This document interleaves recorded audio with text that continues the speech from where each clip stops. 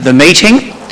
So tonight we have a full agenda, obviously of great interest to the community. So we're going to try to be as fair as we can with time. We have 45 minutes that have been allocated for question time. We've got a lot of questions, so we're going to try to give everyone the opportunity to speak to their question. But before we do that, we just have to get through some formalities. We have an additional report item this evening, so that'll be on the agenda, namely council appointments to portfolio committees. The report has been circulated to councillors and republished on the city's website earlier today, and we'll talk about that later. As far as process is concerned, given the amount of questions that we have here this evening, I'll try to adhere to time limits as best I can and give leniency as is appropriate. Apologies and leave of absence. There are no apologies this evening. Are there any leave of absence requirements for the future from councillors? No. What about declarations of conflicts of interest? Are there any declarations in relation to tonight's agenda from any councillor?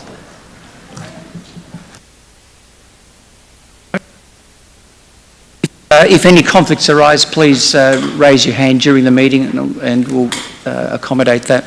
So, first point of business is confirmation of the minutes. May I please have a mover and a seconder to confirm the minutes of the council meeting held on 26 November 2024, Councillor Aitken and Councillor Contell. All those in favour? Against? It's carried. So, public question time, as I mentioned. We have 45 minutes allocated. There's a maximum time limit of 3 minutes. Most people have submitted their questions in advance and the 3 minutes should be appropriate. Given that quite a few of the questions are in relation to the notice of motion, it's hoped that most of the questions will be dealt with during the debate.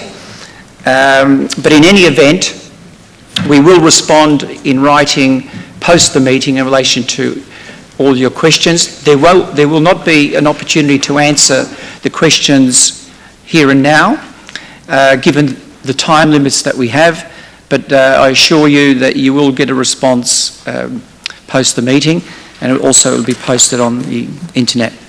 So, with that, the first question is Jamie Jeffrey, if they're here.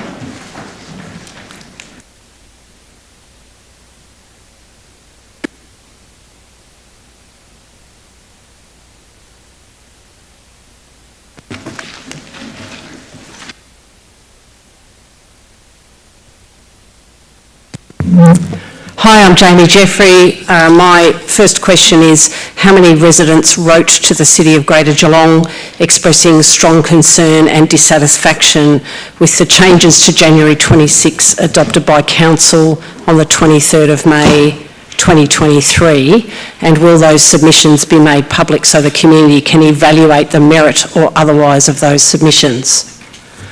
So you're not answering any questions at all? So I'll just go on and read my second question then. And otherwise we can take it as having been submitted and it'll be answered in writing or in the course of the debate tonight. Second question, how does seeking to return to referring to January 26 as Australia Day, commemorating that day and discontinuing advocating to the federal government to change the date of Australia Day align with Council's Our Community Plan 2021 to 2025, Strategic Direction Number 1, Healthy, Caring and Inclusive Community, with the desired outcome that our community feels welcome, safe and connected, and with the plan's 4-year priorities, 1.2, 1.5 and 1.8, which relate to cultural sensitivity, fostering inclusivity and strengthening relationships with First Nations residents, respectively.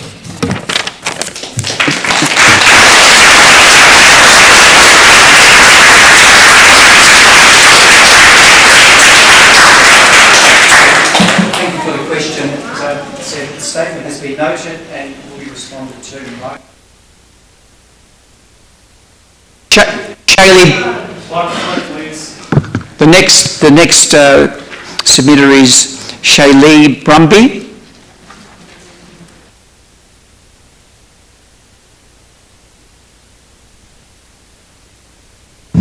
So I have two questions tonight.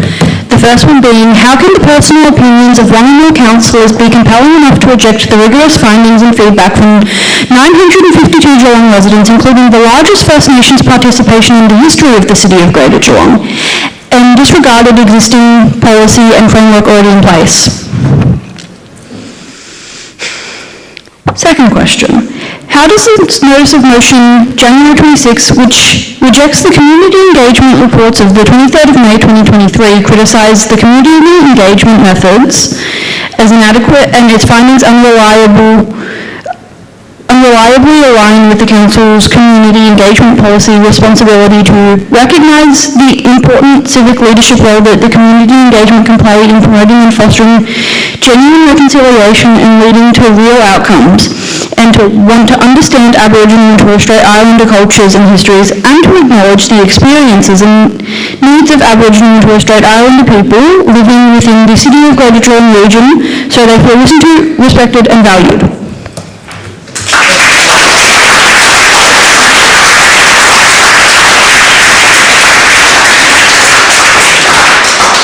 That's been noted and will be responded to.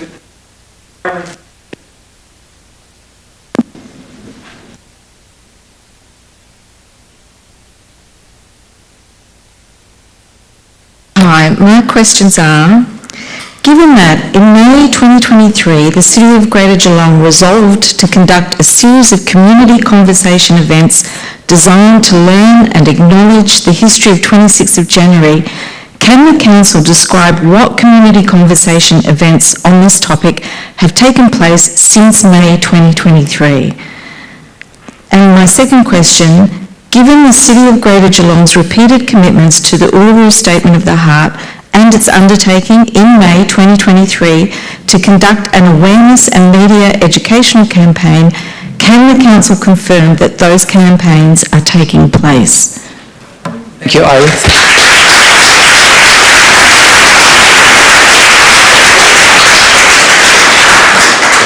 Dom Williams.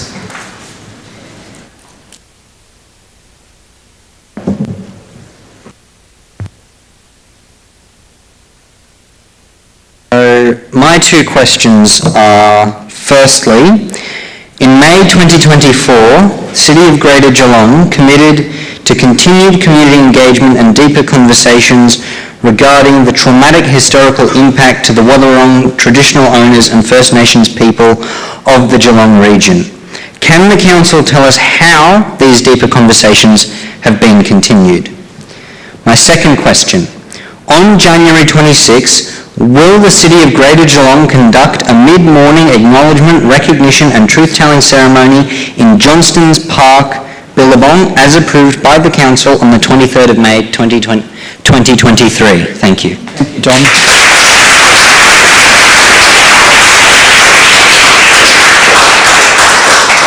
Sarah Hathaway.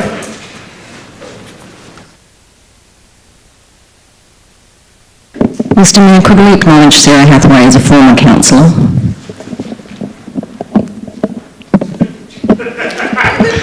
It's a matter of public record. Mr Mayor, councillors, Madam CEO, old habits die hard. I just want to acknowledge that today is International Human Rights Day. The question I'm asking tonight is on behalf of Be True to Uluru, and if I can just explain to councillors.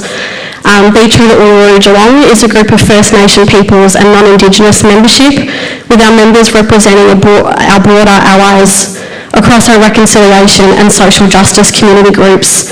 We share a commitment to the Uluru Statement from the Heart, the journey of Makarrata and our unfinished business. We advocate for truth, treaty, country and justice for First Nations Australians and all other peoples of Australia. So I also have two questions. Does this council believe that communities living within the City of Greater Geelong region deserve to feel listened to, respected and valued?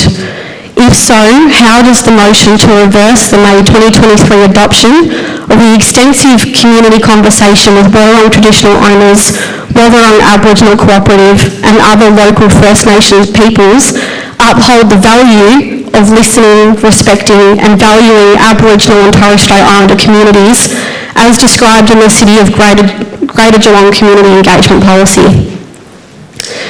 My second question, the Council's Community Engagement Policy defines 5 engagement principles to which all formal Council community engagement must adhere to. The question for Councillor Eddie Contalge is, can Councillor Contalge describe how he has adhered to these 5 engagement principles to openly demonstrate the strong concern and significant feedback he claims exists? Thank you. Thank you, Sarah.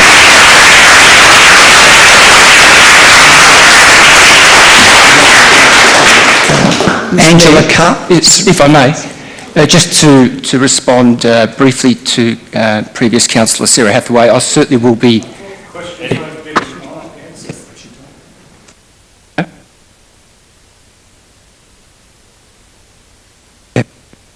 Angela Carr.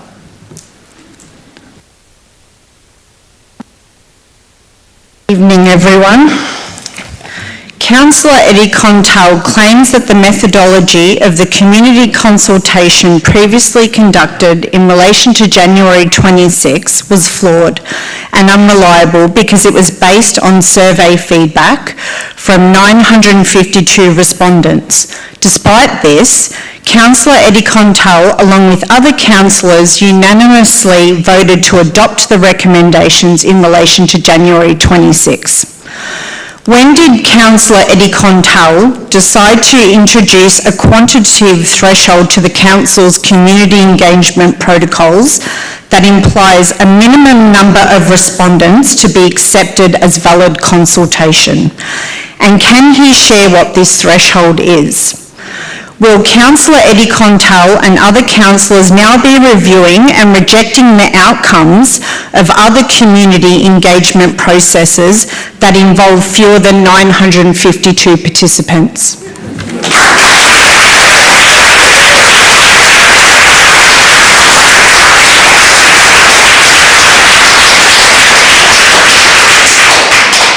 Massimo Amerina.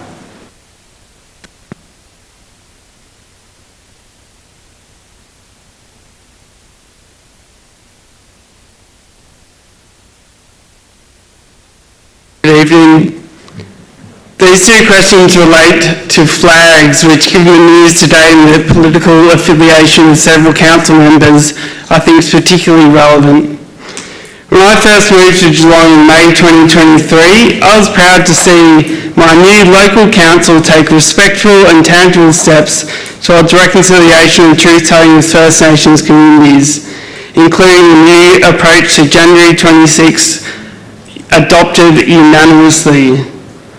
This coming January 26th,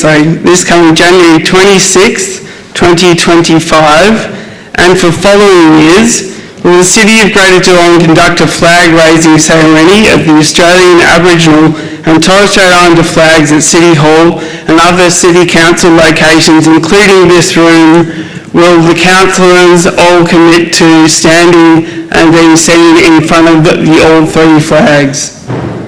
My second question is, on January 26, will City of Greater Geelong conduct official opening for cultural celebrations and events and work with the organisers of events on January 26 to recognise First Nations peoples and include First Nations cultural activities? Thank you. Massimo.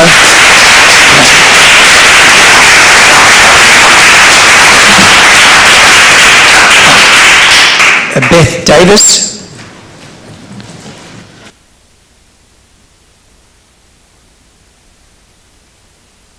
No, not here. Vicky Grosser.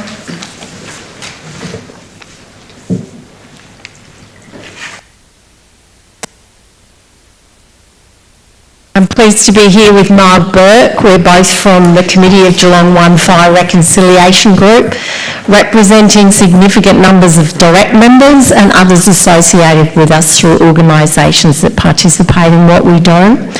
I'd like to start as President of 1 Fire by acknowledging that we are a Wadawurrung country. I'd like us to all pay respects now, in our minds, in our hearts, to elders past and present, and to acknowledge the frontier wars of the country on which we now live on. And I'd like us to acknowledge the First Nations people of the broader First Nations communities and those present here this evening, who I think are quite courageous to be in this space this evening. And I'd like to congratulate you. This is our first piece from Geelong 1-5 this evening, on being elected as councillors. Because your responsibility, as I'm sure you're aware, is to represent all of us here in community, everyone, including First Nations people. So I ask on behalf of our committee, will you meet with us soon to hear about the work that we have done over the last 30 years and that we are doing now and will continue to act on? And will you share your thinking with us so that we can back you and there can be open process for reconciliation through council here in this city? Moving on towards our second question, which Marg will ask in a minute. I was present here on May the 23rd, date when that motion was passed, that decision was made by council.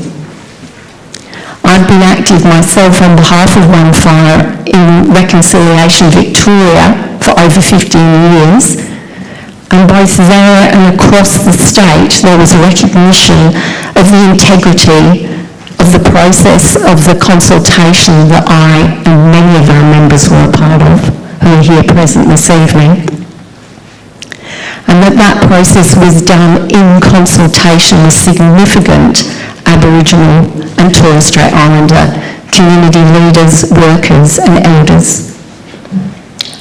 And the process was, in my experience, and I've worked in community development and government, the most extensive, aware and respectful consultation process I've ever been a part of, and the outcome was to be celebrated. It's deeply painful to me and our members that this motion about 26th of January is before you this evening. There are hardly words to explain the hurt and the disrespect, the distrust and the cultural lack of safety that it creates. And the hurt to all of us who have been collectively taught about the reality of the history and the country that we now live, Wadawurrung country. So I'll pass now to Marg to ask our question. So, One Fire requests that the council ask that a report be prepared for the next council meeting addressing council's progress on the specific commitments for the 26th of January 2025. Just to remind you, these commitments are a mid-morning acknowledgement, recognition and truth-telling ceremony in Johnson's Park, Willabong, a flag-raising ceremony of the Australian Aboriginal and Torres Strait Islander flags at City Hall, an official opening for cultural celebrations and events, and continued work with organisers of events on the 26th of January to recognise First Nations people and include First Nations cultural activities. At the next council meeting, will council report on actions being taken to progress commitments already adopted for the 26th of January 2025, which provide the opportunity for all Geelong residents to share in unifying and respectful events that acknowledge our very long history and support our local reconciliation journey. Thank you.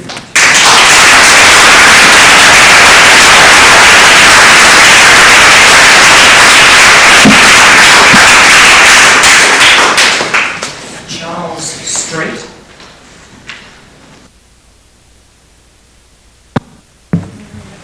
Thank you, Mayor. Thank you, Council. My name is Charles Street. I'm Science Advisor for no waste incinerators in Lara and Greater Geelong Incorporated. My two questions. Question one, firstly, congratulations to all members of the new council on your election. In mid-November, the Geelong business community received more information at the Cardinia Park Big Breakfast regarding the expected negative impacts on business of the EPA-approved Lara Big Incinerator. The incinerator proposal, with its confronting vista and pollution consequences, is completely inappropriate for the Geelong Ring Road Employment Precinct, or GREP. Would Council please lodge a submission to the Department of Transport and Planning requesting urgent amendments to the planning scheme which expressly forbid the use or development of the land anywhere within the City of Greater Geelong for the purpose of a waste-to-energy facility? If so, could that submission be made public, please? Second question.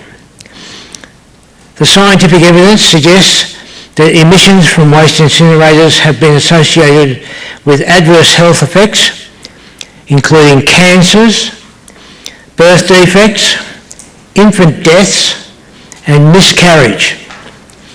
Eating emissions-contaminated food was the dominant exposure pathway for the public. The previous council did a good job of expressing these community concerns to the Planning Minister via 2 letters and the Mayor's statement. We thank you for that. Waste incinerators have now been implicated in landscape-scale contamination, rendering some foods unfit for human consumption. For example, eggs from backyard chooks in Paris. Would the new council please write to the Planning Minister again, confirming the community's concerns about the risks of Geelong's food produce becoming similarly contaminated? If so, could that letter be made public, please? Thank you. Charles, you'll receive a written response.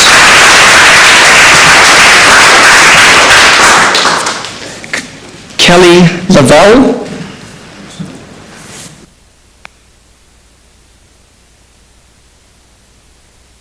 Hello everybody, my name's Kelly Lavelle and I've come to ask my questions tonight about roads and safety. So congratulations to all of you for being elected, and here I go.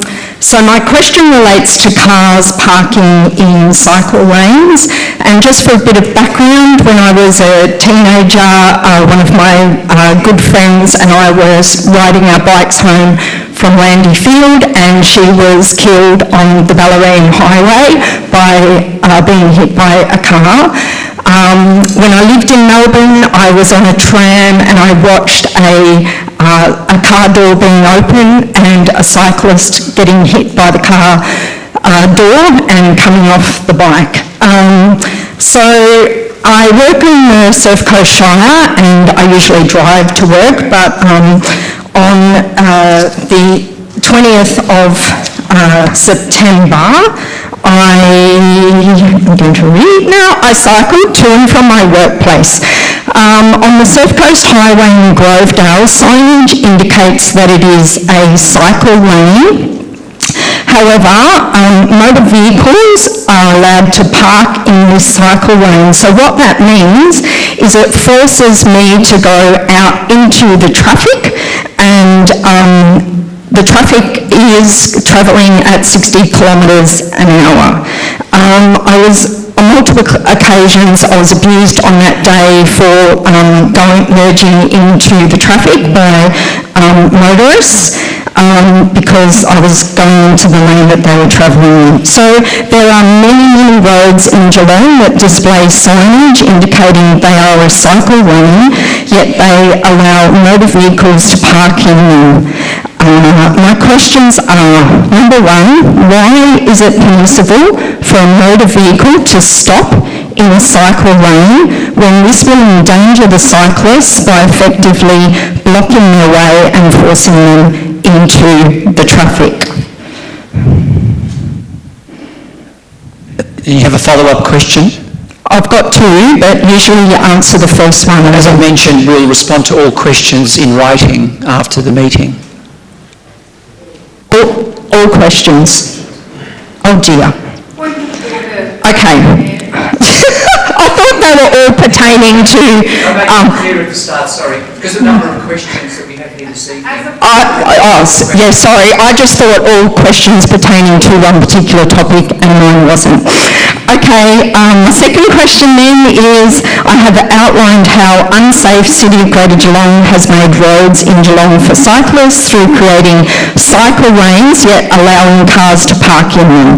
What does City of Greater Geelong expect a cyclist to do when confronted with a car stopped in a cycle lane, knowing full well there are motor vehicles travelling at significant speed coming behind them and that the driver of the parked car may open their door and hit them at any time, risking injury or death to the cyclist? Thank you for answering these questions later on and considering the cyclists travelling safely in Geelong. So when will you answer them? I'll check the answers may well be... Already there. Because I'm in between two Christmas functions. I would have gone. Thank you.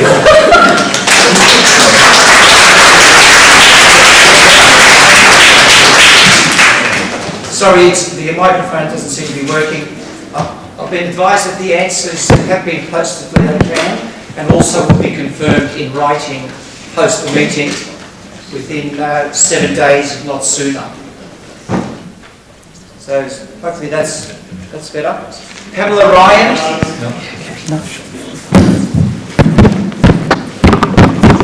Okay, Pamela Ryan. No. Emily Veach.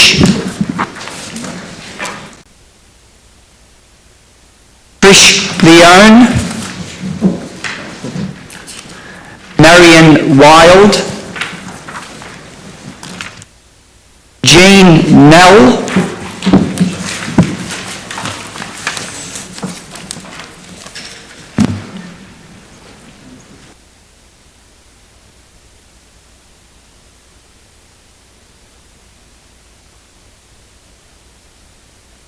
Good evening, Mayor and councillors.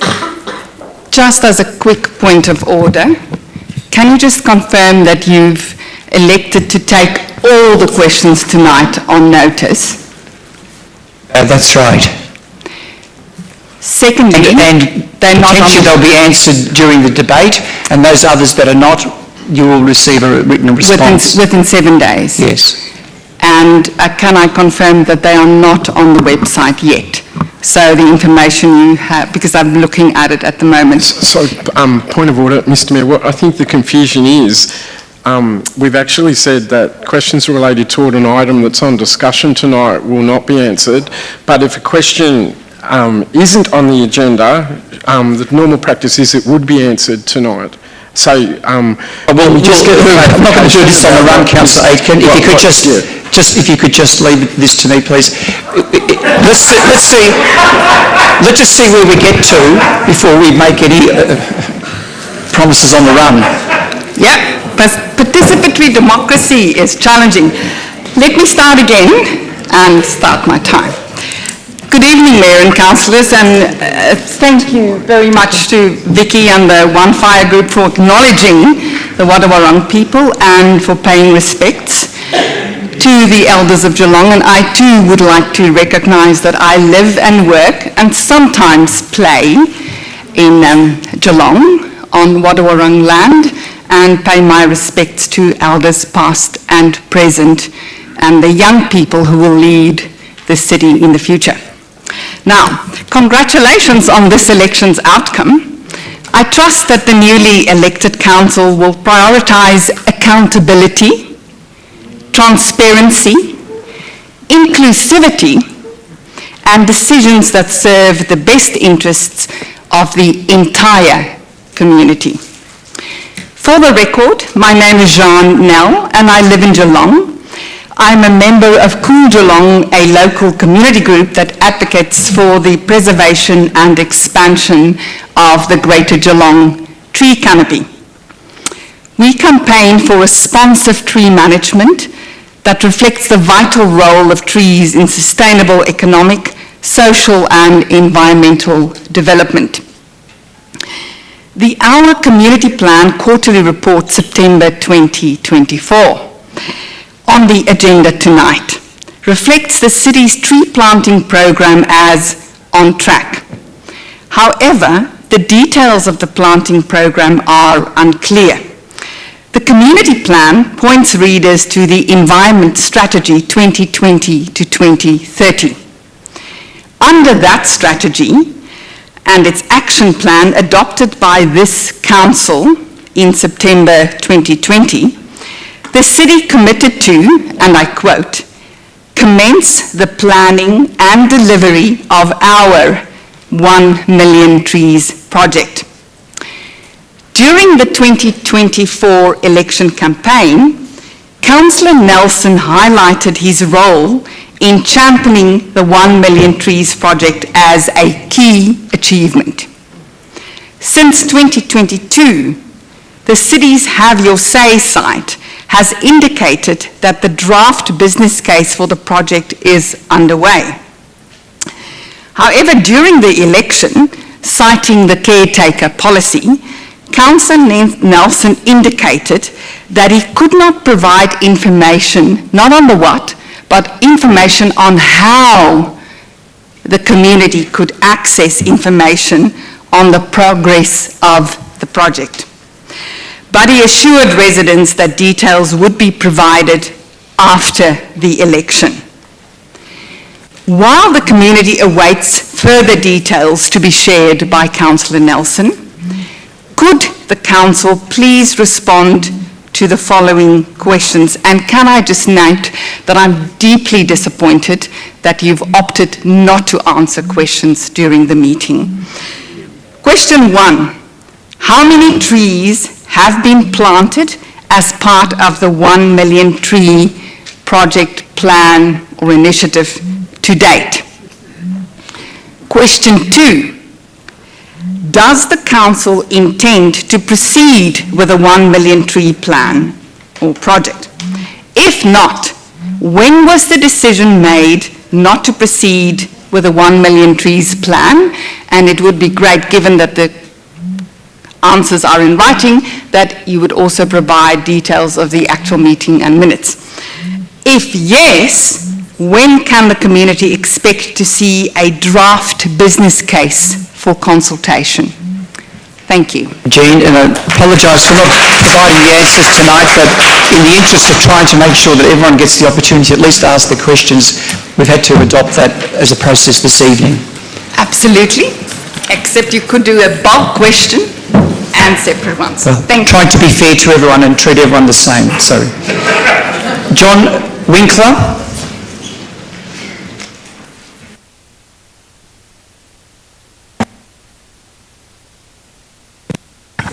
My name's John Winkler, and I'm here again on behalf of the residents of North East Lara, and the question is in relation to the Kiama-Lipson drainage upgrade.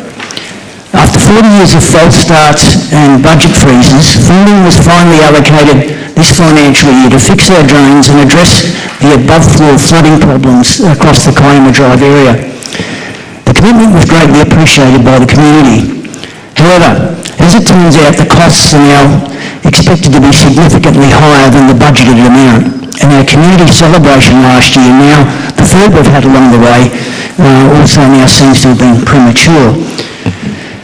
The cost revelation has been a huge blow, and there's now a high level of concern across the community as to when or even if this will ever be completed. Now, our drainage problem would have to be one of the most back-to-basic issues out there in Geelong, and it's got a 40-year head start. We would really appreciate if Council could muster up whatever it takes to get this done once and for all this year. And the bonus prize is I'll stop coming here and pestering you guys. So the $3 million question is, could Council please confirm that the additional funding required will be found to complete the Kiama Lips and Drainage upgrade this financial year as promised. Thank you, and we look forward to your written response.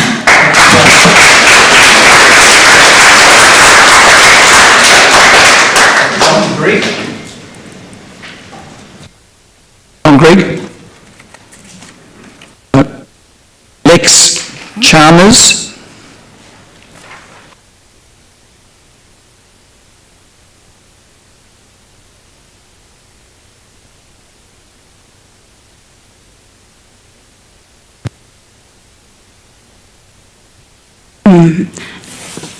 Congratulations all councillors on your election, and I'm asking a question about Design Week and Geelong as a UNESCO City of Design.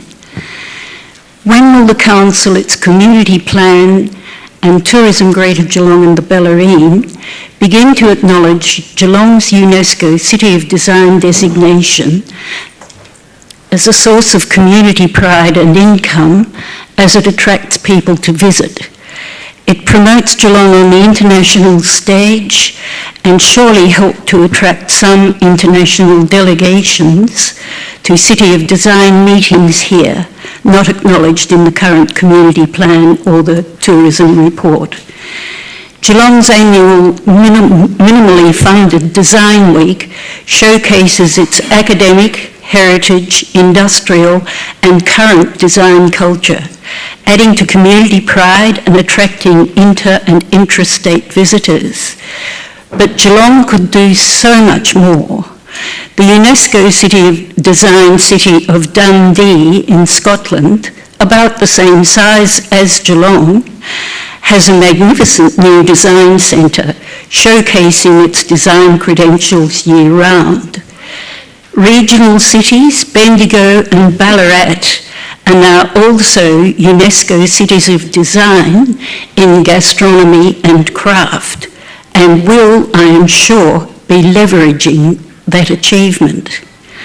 Could we see some vision and commitment from this council in the future for its prestigious designation as Australia's only UNESCO City of Design? I do have a second question. Yes. If permitted. Since the City of Greater Geelong was designated Australia's only UNESCO Cultural City of Design in 2017, its publicly owned design heritage has been under siege. Council has sold the former Geelong Jail and former Post Office, which were both devolved to the Council for community use, for little or no money when divested by the state and federal governments in the 1990s. Waverley, formerly owned by Deakin, which won a Heritage Award for restoring its slate roof in 2014, that's a Council and National Trust Heritage Award, was in January 2024 demolished by the state government for the Geelong Convention and Exhibition Centre against the council policies for protecting significant heritage expressed in its Central Geelong Framework Plan 2023. All could have been repurposed for use as a Geelong UNESCO Design Centre, and we have a wealth of famous designers to celebrate, as well as current makers and designers. Recently, the National Trust Victoria has sold the Port Arlington Mill, purchased by the Bellarine Shire, I understand, to preserve it, and later devolved to the National Trust. It will hopefully be sympathetically restored and repurposed. Now Osborne House is apparently under tender negotiations for a 50-year lease. It has a conservation management plan prepared by Lovell Chen. Can we be assured that any development planned at Osborne House will be consistent with its detailed conservation management plan in order to preserve and appropriately repurpose some of Geelong's settler and colonial design and heritage? Thank you very much.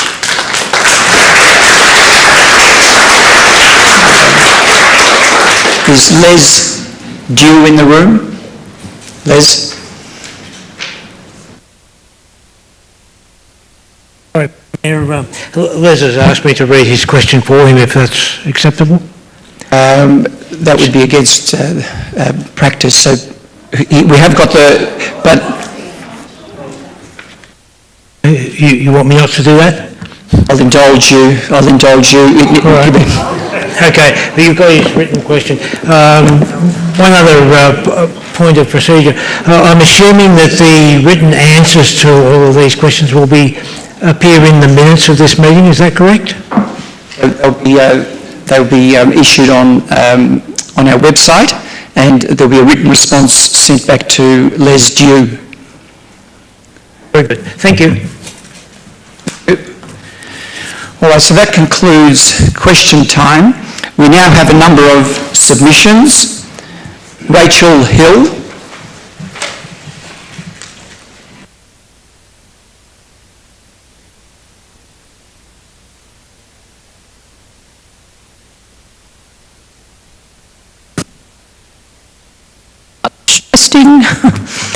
Good evening, councillors. I'm here on behalf of, everybody, visitors, residents, but mainly residents and people who live in lovely Banks, Corio, who access Anarchy Road around that Cox Road roundabout. It's becoming very dangerous. Also the new Lovely Banks. What does it take for council to listen to the voices and petitions of the public to ensure the holistic rights and needs of children and all individuals, families and carers when it comes to safe accessibility, local neighbourhood playgrounds, community early childhood centres, medical centres, public transport and shopping centres. So I'm just in awe on when it comes to accessing local playgrounds around my area, how people are putting their lives. There has been too many near misses and deaths around that Cox Road, Anarchy Road roundabout, Matthews Road. I've had to assist people and taken life and death upon myself to get people across that live close to a disability centre on too many occasions that it's just something needs to be done there.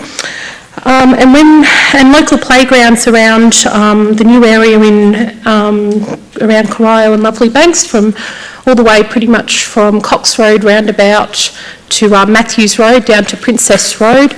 Most areas, as you see from Armstrong Creek, that has got so many playgrounds. We're asking for just maybe a quarter of them in our area. Yes, there's just no local playgrounds around Lovely Banks that are accessible to people, and particularly given the disability centre that's nearby. Disability centres, I don't want to take it upon my life again to assist people across that road on my day off. I'm just asking, what does it take? What do we have to do? Is it a state, federal, council? Can they help? What can we do? Rachel, we will come back to you in the way that we responded to the other questions tonight. We'll come back to you in writing within 7 days.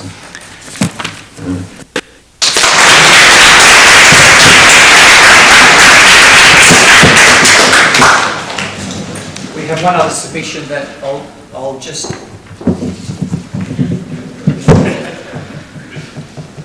We have one other submission to note. Be true to Uluru. That will be read into the minutes. I don't have a name that aligns to. We then have 2 petitions this evening. The first petition is in relation to Save Sessional Kinder in Belmont. I'd like to invite Mary Voss to the front to speak to her petition, please.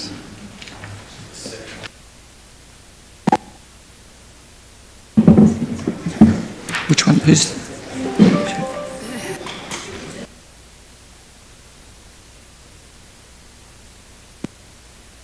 Excuse me, I'm Mary Voss, but that is... Just checking your names against... Okay, sorry. Mary, if you just give me a moment, I'll just check if Erica... Peru? Sorry, Erica.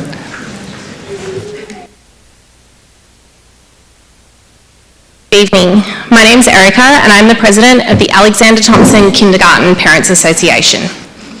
Our petition demonstrates the need and want for sessional kindergarten in Belmont.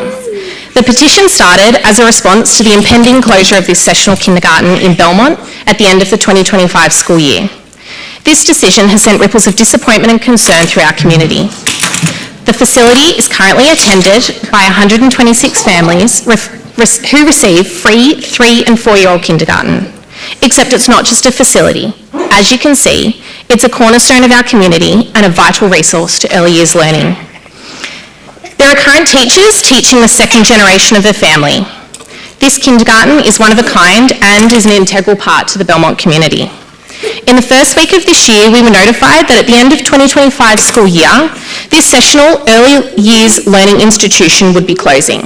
We had no communication, no discussion of future plans, and even now, there are no plans to replace the 126 sessional kindergarten places that will be lost. The community response has been overwhelming, with the petition to save the kindergarten gathering 650 signatures. These signatures represent the voices of families, parents, and community members who want to have access to sessional kindergarten services. The closure is due to the Uniting Church wanting to redevelop the land, potentially into a long daycare centre. Kindergarten placements at Alexander Thompson are offered through early years funding, and therefore families attend kindergarten for free. Daycare programs, while subsidised, come with significant out-of-pocket expenses. This is the main difference between sessional and long daycare facilities. This closure will leave many families stranded. Belmont's population continues to grow, with an increasing number of young families seeking kindergarten placements. 70% of surveyed parents from Alexander Thompson either did not receive a sessional kindergarten offer for 2025 or know families who faced a similar challenge. Local daycare facilities are already at capacity and this closure will exacerbate that shortage. Belmont families are having to consider travelling as far as Corio and Drysdale so our children can access sessional kindergarten. For vulnerable families, the impact is even more profound. Free sessional kindergarten like Alexander Thompson offer an accessible alternative. Many families depend on this to ensure their child's early education is not hindered by financial barriers. Alexander Thompson is more than an education. It's a caring, supportive place for parents and children where they develop friendships, a sense of belonging, and have an incredible start to their education. This closure is more than just a closure of a building. It's the end of an era and it leaves a very big question mark over the future of early years learning in our community. We implore Geelong Council to ensure Belmont is a priority area when planning for early years learning facilities. We seek support to find an alternative location for Alexander Thompson to continue, and we request that sessional kindergarten is made a priority over long daycare centres to ensure that no child is disadvantaged. Please support us and please save sessional kindergarten in Belmont.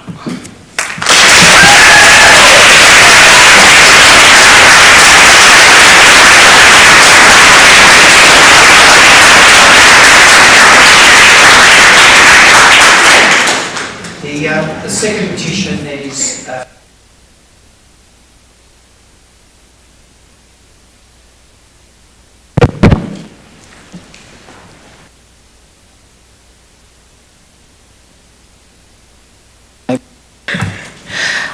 My name's Mary Voss. I'm here on behalf of the Cummer Road Action Group. Now I'd like to just read what I've prepared rather than... The Council is committed to identifying and promoting the health and wellbeing of all, at all ages within the community, and the Council wishes to promote Geelong as Australia's most physically active city. The residents and others who visit the area of Cummer Road, Leopold, wish to highlight their concerns regarding the impact upon the health and safety of residents and visitors alike, as well as the potential impact upon the environmentally sensitive areas of Lake Conowari and Lady Lake, as a consequence of the poor quality materials currently used to surface Cummer Road, Leopold. Prior to 2022, when Cummer Road was constructed of an all-weather blue metal crushed rock material, the regular scheduled maintenance and repair of the road carried out by the City of Greater Geelong, along with the application of dust suppressants on an annual basis, provided a safe road on which to drive, as well as an environmentally friendly landscape where local residents and members of the Leopold community enjoyed being physically active whilst exercising and walking on a regular basis. Since 2022, as As a consequence of Gillian gravel being used to service Cover Road, that position has changed. Residents and visitors alike are now subjected to unacceptable levels of dust spreading across a wide area of space and into homes each and every time a car travels along the road, and this is particularly noticeable during the dry weather. As this continues to be the case, even though the speed limit in Comer Road has recently been reduced to 60 k's.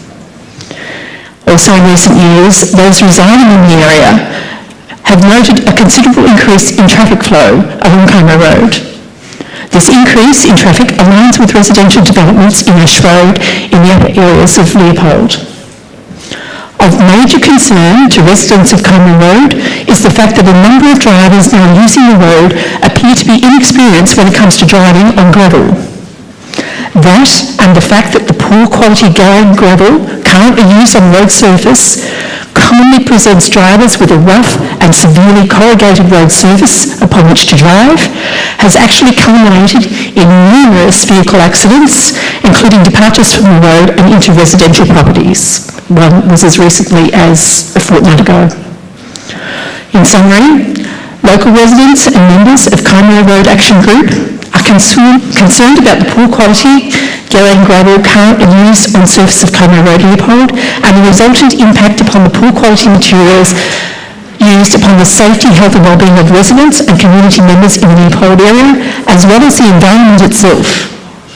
In the interests of safety, health and wellbeing of all, at all ages within our community, as well as in the interests of preserving the environmentally sensitive areas of Lake Conroy and Reedy Lake and the current rural residential environment, the residents and supporters of the Comer Road Action Group request that Council return the surface of Comer Road to the original all-weather blue metal crushed rock material, and that, as has occurred previously, the road then be scheduled for regular maintenance and repair and dressed with dust persons on an annual basis. Thank you.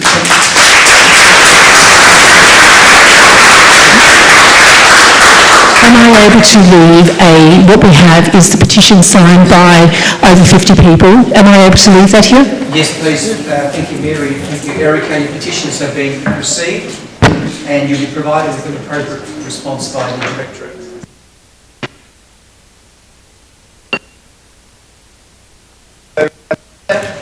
That then concludes the petitions and joint letters. So section 2, notices of motion.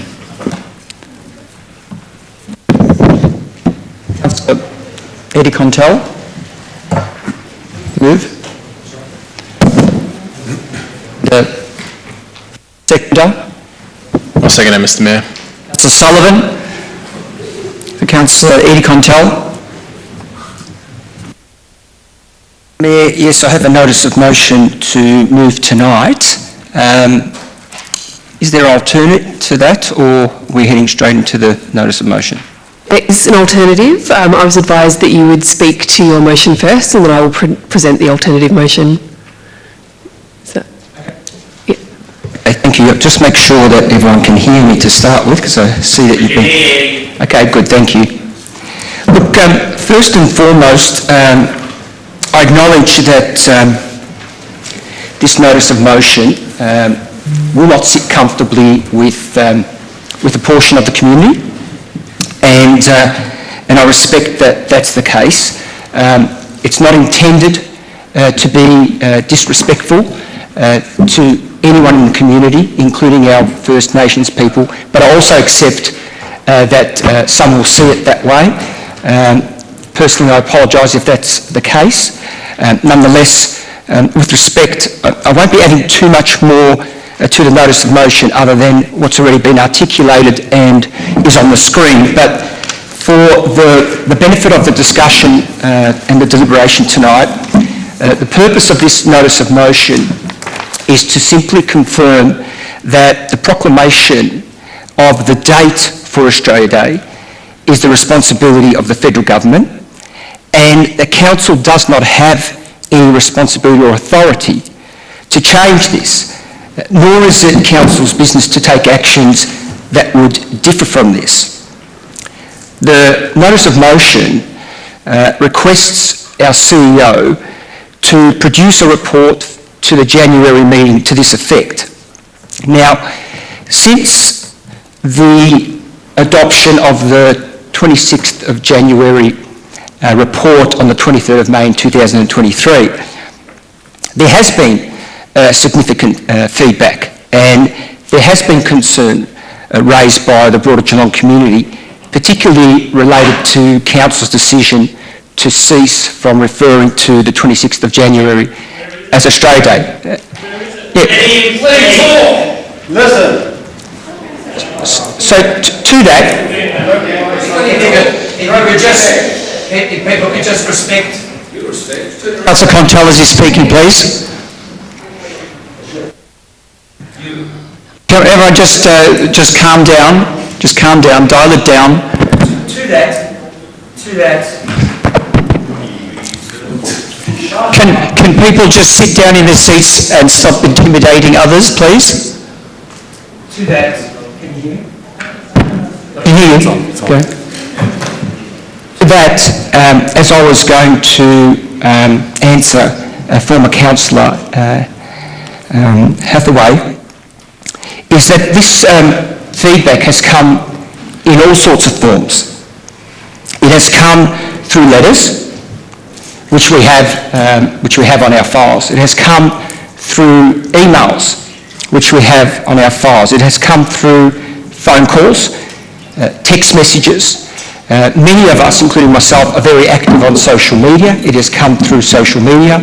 And of course it has come through face-to-face discussions as well, and continues to do so. The large majority of the community that have been communicating with me over an extended period of time, including during our most recent election period, have been strong in their voice, directing council to focus on local government matters and not engage in issues that's not considered in their remit, or that is the responsibility of other levels of government. That's what's been coming to me very strongly. In addition, I'm certainly mindful that currently Geelong is represented by a council that does not acknowledge Australia Day on any day or date or in any shape or form. Now, as was rightly stated, when we unanimously adopted the report on the 23rd of May, including myself, who was part of that council, it was not apparent to some of us that what we were actually doing was putting council in that position where we would no longer be acknowledging or recognising Australia Day on any day or any date. Community members have also told us that that's not appropriate, or have told me. At this point, there's also been a number of Defence Force veteran support organisations and personnel that have communicated with council and councillors advising that they have been offended and expressed their sincere disappointment of council's 23rd of May decision, particularly being that we no longer refer to Australia Day at all. Once again, as I said earlier on, I do acknowledge that this will not sit comfortably, but it's not intended to be disrespectful. It's simply stating that it is not council's place to make any decisions related to the day or the date of Australia Day. Apart from this one item that we are talking about tonight, there are so many more important initiatives and plans that have been identified over many years, and the council has been working on collaboratively with the First Nations people and the broader community that will benefit the entire community. Some of those initiatives are noted in various reports, but education related to Aboriginal and Torres Strait Islander cultures and histories. celebrating important events such as NAIDOC. Council have been very active in that space, certainly since I've been a councillor since 2010. Supporting appropriate heritage funding and grants, which continues to this day, and I think we'll be talking about some of them potentially in the confidential section of tonight's meetings. Just mindful of time. I'll be finished shortly, thank you, Mr Mayor. And also assisting with tangible outcomes such as employment and supplier opportunities, just to name several.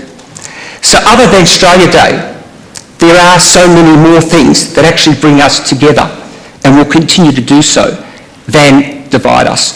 With that, Mr Mayor, I'll put it to my other councillors to speak to. Councillor Solomon. I reserve my right, Mr Mayor. Mr Mayor, I'd like to present an alternative motion at this time. Councillor Sinclair. So, to be clear, I will now read my alternate motion and recommendation in full. Mr Mayor, point of order, we need a seconder for the alternate. Sorry. Councillor Wilkinson, second. Okay, sorry, apologies. So I'll just speak to the motion. So if you have ever, as I have, had the privilege of being welcomed to country by Wadawurrung people, I'm sure you've heard these three words before: walk with us. This is an open and ongoing invitation that's been extended to us to yarn, for truth-telling, and to walk alongside each other in a quest as we progress to reconciliation. Please don't let this council be the group that closes that door. This kindness that's extended to us by the elders and the continued willingness to share with us their truth. This is why I was so proud when the City of Greater Geelong accepted that invitation and initiated a conversation around what January 26 really meant to this community, not just to the local Wadawurrung people or the First Nations people within our region, but the community as a whole. I've been reviewing over the last couple of weeks the excellent work of the Kilangitch Committee in preparation for tonight's meeting, and I'm worried that we've begun to lose sight a little bit of its purpose and its meaning. I'm worried that we've begun to confuse making informed and ethical decisions with making a decision that has popular consensus. They are different things. Good governance is not decision-making by a Facebook poll. That's why the City commissioned extensive community feedback to understand the complexity, and it is complex and nuanced, of views that underpin and surround January 26.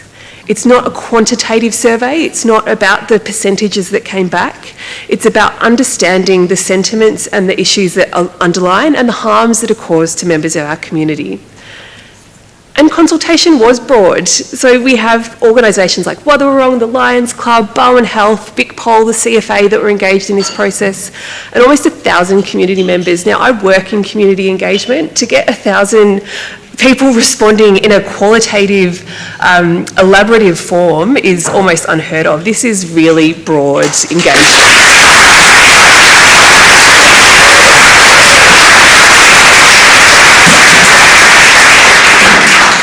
What the Kilangitch Committee found is expressions of sadness and disconnection and a wish to change the date.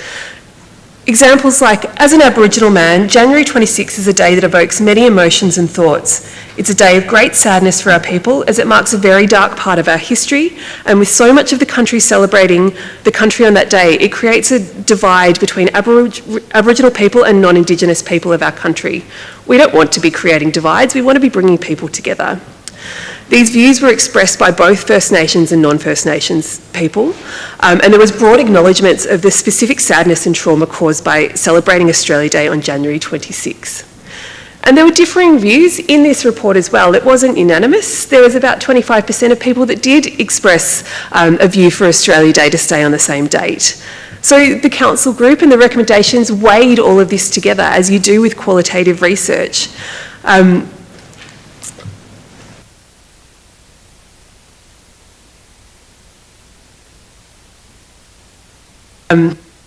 I've just lost my place, but here we go. So we did weigh it all, and we made a decision that I think was fairly benign and fairly reasoned, like when you consider we just decided to stop funding events we decided to continue funding events on Australia Day, so there were no changes. We just decided to change the name and not call it Australia Day anymore. We decided to not hold citizenships on those dates because we wanted to have a day where everyone was able to participate and participate in a fullness of heart in an occasion that is joyous for so many. It's a very small compromise for a significant step towards reconciliation. Again,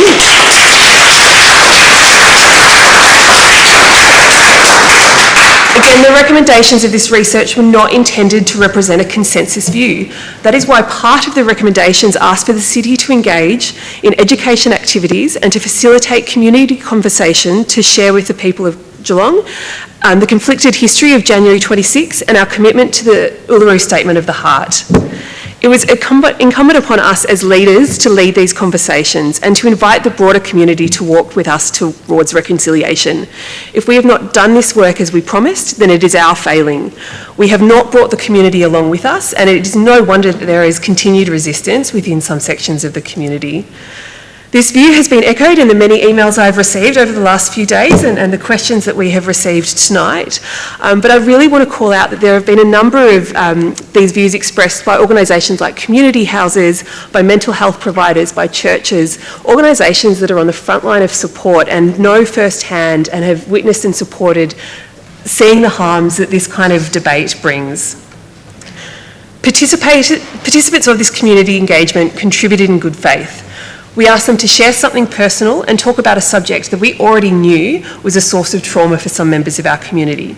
They trusted us to listen and to respond. I believe by not following through on our commitment to educate, we have let the entire community down. I call on Council to uphold the decision of 23 May 2023 and focus our efforts on education, truth-telling and reconciliation.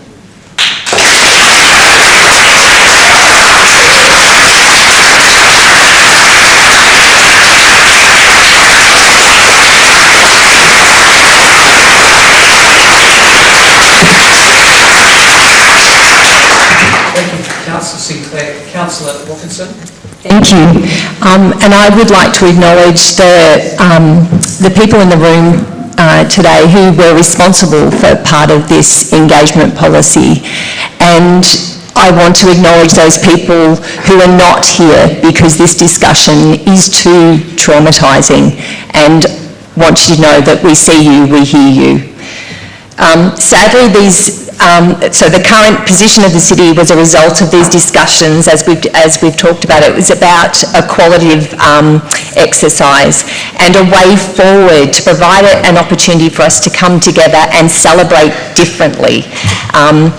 As we know, this process, report and recommendations were praised and strongly endorsed by all 11 councillors last year, 4 of whom remain in the chamber and 2, the Mayor and Deputy Mayor, oversaw the First Nations portfolio. Sadly, these changes have been misrepresented and misinformation has been spread. Reports, for example, that the decision means that the city is no longer celebrating Australia Day at all, instead of just not calling it that and refunding, just as Councillor Sinker referred to. The city has changed the date of Australia Day. We don't have the remit to be able to do that. The city did agree to finding a way to celebrate and come together. So these are things we don't know, but what do we know? We know that we ask the questions of our local community, and we know that celebrating on this day causes harm. The date marks the beginning of dispossession and oppression of Indigenous peoples and still causes harm to this day. This is a truth. It is an uncomfortable truth. We need to sit in the discomfort, not pretend it's not real. Real change, real growth comes from that discomfort. The principles of first do no harm is a fundamental aspect of healthcare and its foundation of patient care. By voting for this proposal that we've got here, we really are upholding the recommendations from last year. By not, we are knowingly causing harm. It's incumbent on us as leaders to cause no harm, to make choices to advocate and protect people, and ultimately take our community forward. We have the flexibility, we have the moral imperative to act in the best interest of our community. The Local Government Act tells us this is our remit. Inclusion doesn't happen by accident, it happens when we make deliberate choices. Choices to listen to the voices of those who are left out of the conversation. That is what this engagement process did. Choices to build spaces, opportunity and learn, reflect the diversity in our community. I strongly endorse this motion that Councillor Sinclair has put forward. Thank you.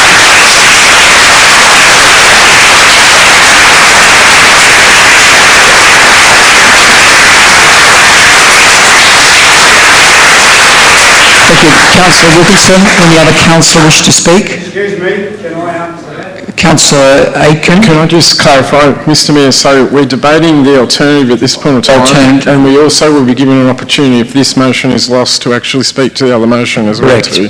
Correct. Do you wish to speak on the alternative? Well, then I'll talk on this particular alternative, if that's okay. And look, before I begin, it may have just been an oversight, but Council actually does traditionally start its meetings with an acknowledgement. So I actually would like to acknowledge the traditional owners of the land at which we meet tonight, which is the Wadawurrung people. I pay my respects to the elders past, present and emerging. And I also acknowledge any Indigenous or Torres Strait Islander people who are in the audience tonight and also online watching as well too. This alternative actually is very good, and the reason being is because it actually is respectful of the process that we're undertaking. So many people are actually saying that this is all just about a consultation process and numbers. This actually is a much broader piece that the Council has been engaged with, and the end result was actually the May 23 recommendation that came before Council. The history is that the City of Greater Geelong has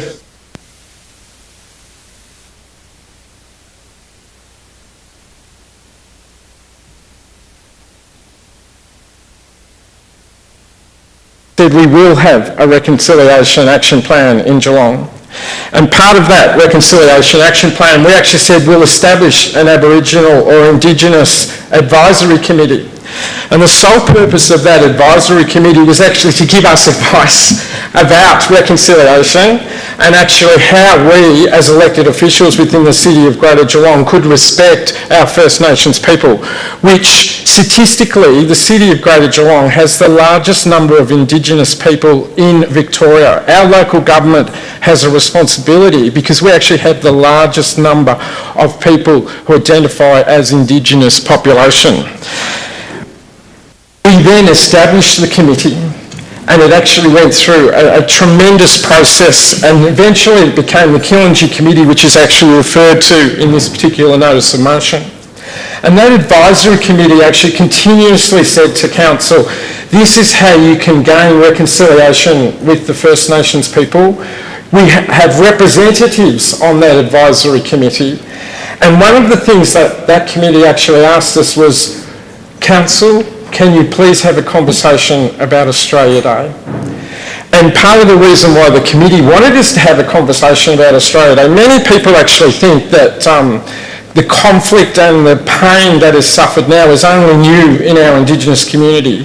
In fact, the first protest that occurred was actually in 1938, when the Australian Aboriginal League actually formed to actually write a petition to the monarchy to actually say that we do not support Foundation Day in New South Wales. And the reason why we do not support Foundation Day is because our community actually says this is a day of mourning. So the first day of mourning for our Indigenous population in Australia was actually in 1938. So we're only talking about 100 years ago that community said that they have a concern about the celebration of what is a day of mourning for themselves. This council then listened to our Killingy community and advisory committee. We accepted their advice and we said we will engage in a conversation.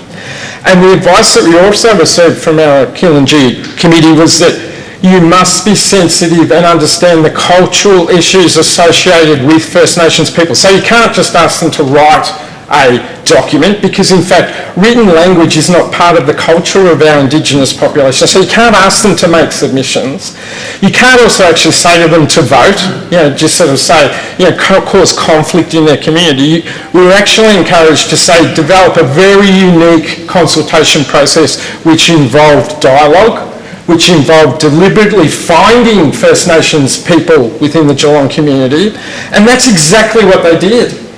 Our officers who are engaged and resourced to actually... Given you quite a bit of lead, so maybe if you could wrap up, you'll get another shot at it with the motion. But the reality is this isn't about a decision that was just made in May. This has actually been nearly a 15-year process for the City of Greater Geelong. And that 15-year process ended in what I consider to actually be one of the most compassionate responses to the issue of Australia Day in Australia. The reality is we actually still support Australia Day as a City of Greater Geelong. We fund all events. We've actually got the Lara Sports Club here tonight. We fund that event that occurs on Australia Day. We actually have the Rippleside Family Friendly event. We funded that event this year, and myself as the Deputy Mayor and the Mayor of the day, Councillor Solomon, both attended that event this particular year. We also participated in the Australian flag raising ceremony that occurred as well too. But the misinformation out in the community is this council has banned Australia Day. This council has not banned Australia Day. What we did, we listened to our Indigenous community, we listened to our Killingy Advisory Committee, and we came up with what should be seen as a very good process that all local governments in Victoria and Australia should actually undertake, that we commit to have conversations with our First Nations people. And this particular motion, why it's important, because guess what the next phase was after we made our decision? It was to actually have education in our community. And the reason why we wanted education was that we wanted to address the misunderstandings and mistruths that were out there about this council's position, and also the Indigenous community as well too.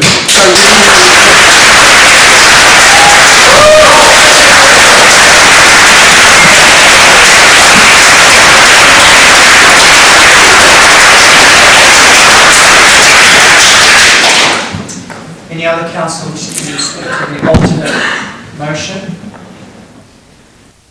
If not, put that to the vote. Mr Mayor, sir, I would like to ask a question if I may, just indulge me. In addition to my allotted speaking time, I'd just actually like to raise a point of order. Would you wish to speak to the alternate? No, I'd like to raise a point of order that to understand the alternate and the original motion, I'd like to ask a couple of questions, if I may.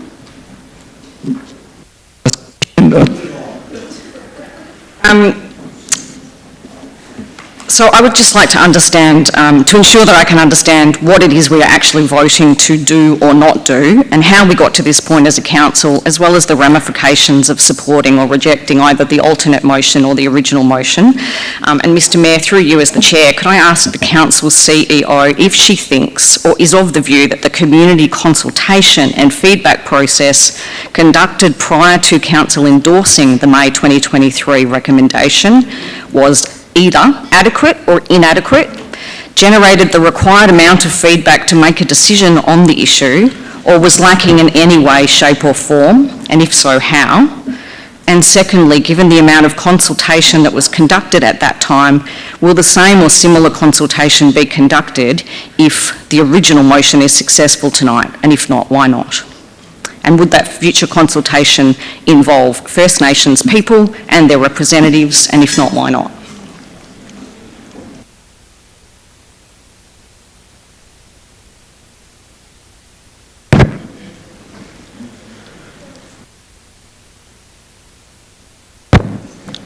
Through the Mayor, the issue that needs to be addressed is the notice of motion on the table. Thank you. So we put the alternate motion to the vote. Those in favour? Against? Lapses. So we're now back to the original notice of motion. So any other councillor wish to speak?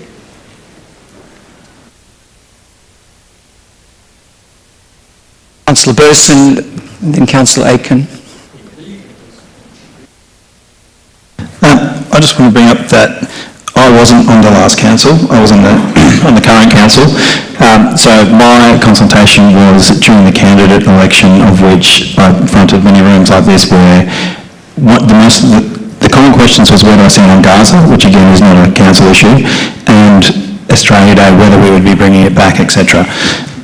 As per what Councillor Aiken said, if it hasn't been cancelled, then people wouldn't have been asking the question about it.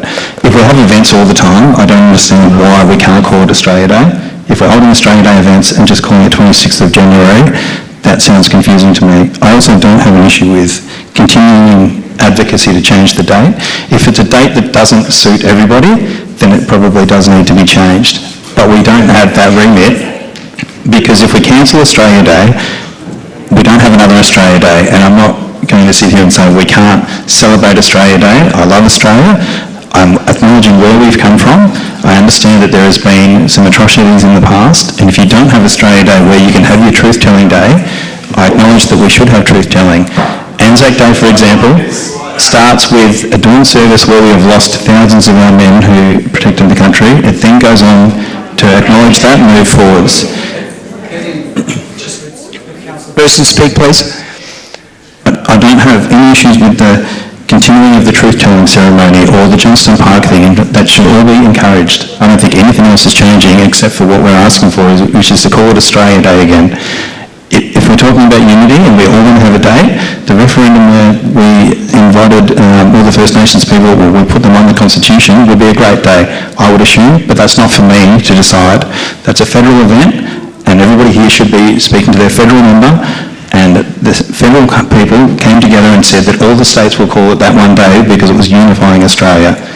If it's an event that still is upsetting to people, we understand that, and that's why you will have truth-telling, that's why you will have all the things that you've asked for in the previous part. All that he has asked for, sorry, Councillor Quintel has asked for, is Australia Day to be referred to as Australia Day.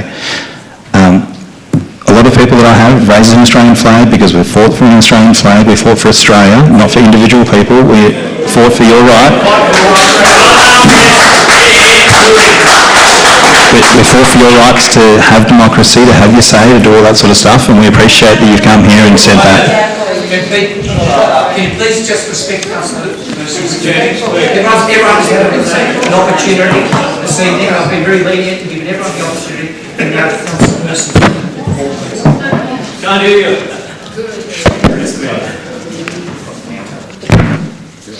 So I'm in support of keeping Australia Day as Australia Day is, and I look forward to working with you guys to have your truth-telling, to talk about all the stuff that's happened, and do all that sort of stuff on Australia Day as a united country.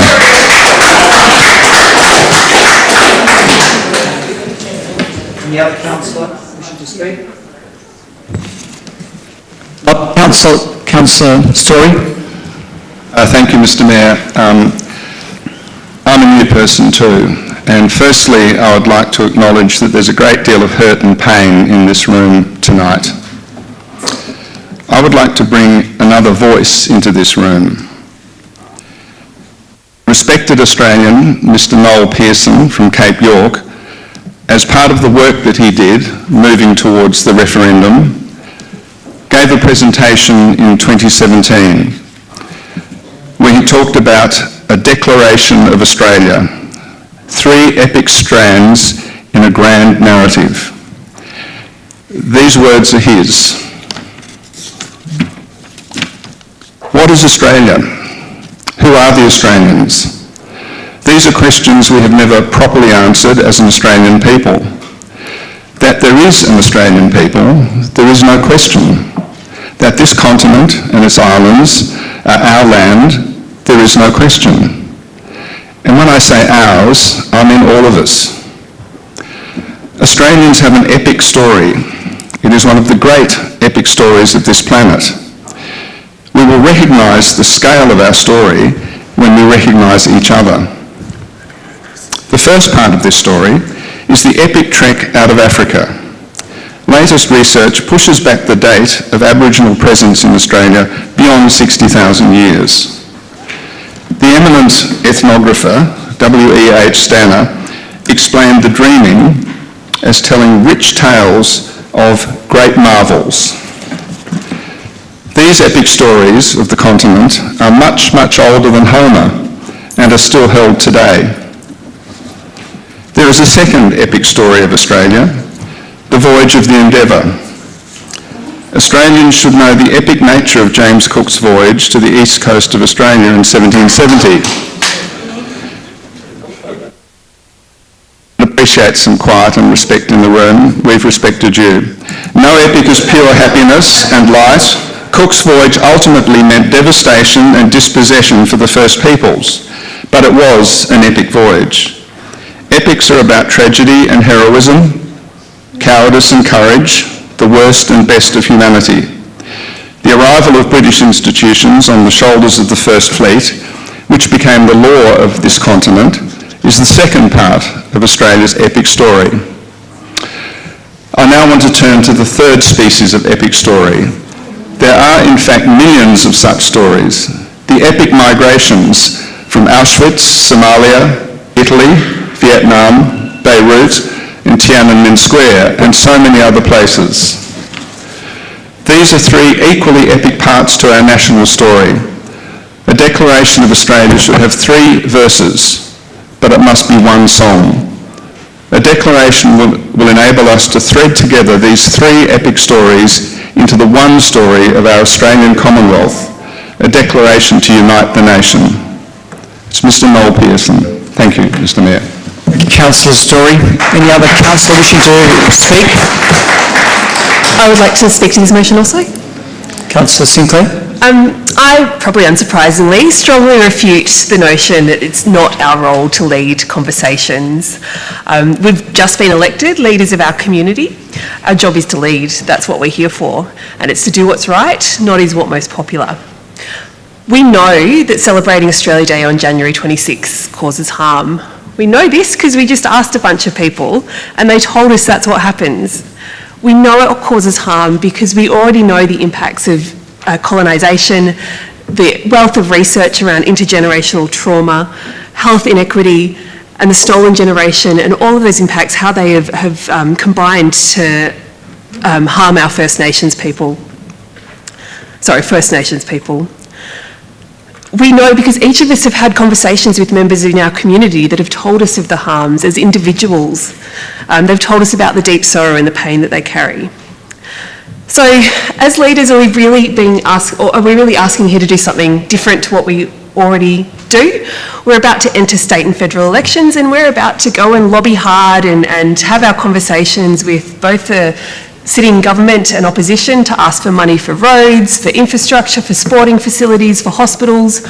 Why not, as part of those conversations, ask for something that costs very, very little, but has such a huge impact on such important members of our community? It is not outside of our powers of council to have a conversation. In fact, I think we all love talking. That's why we're here. We haven't been tasked with closing the gap or fixing intergenerational poverty and inequity. We've just been asked to use a different name and to have a conversation, and I think that is well within our remit as the council.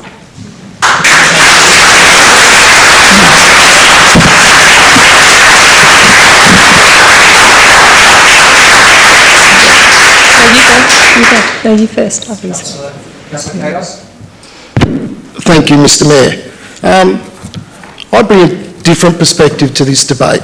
As Councillor Story said, the third wave of immigration to Australia, which is how I ended up in Australia. Well, I was born in Australia, but my parents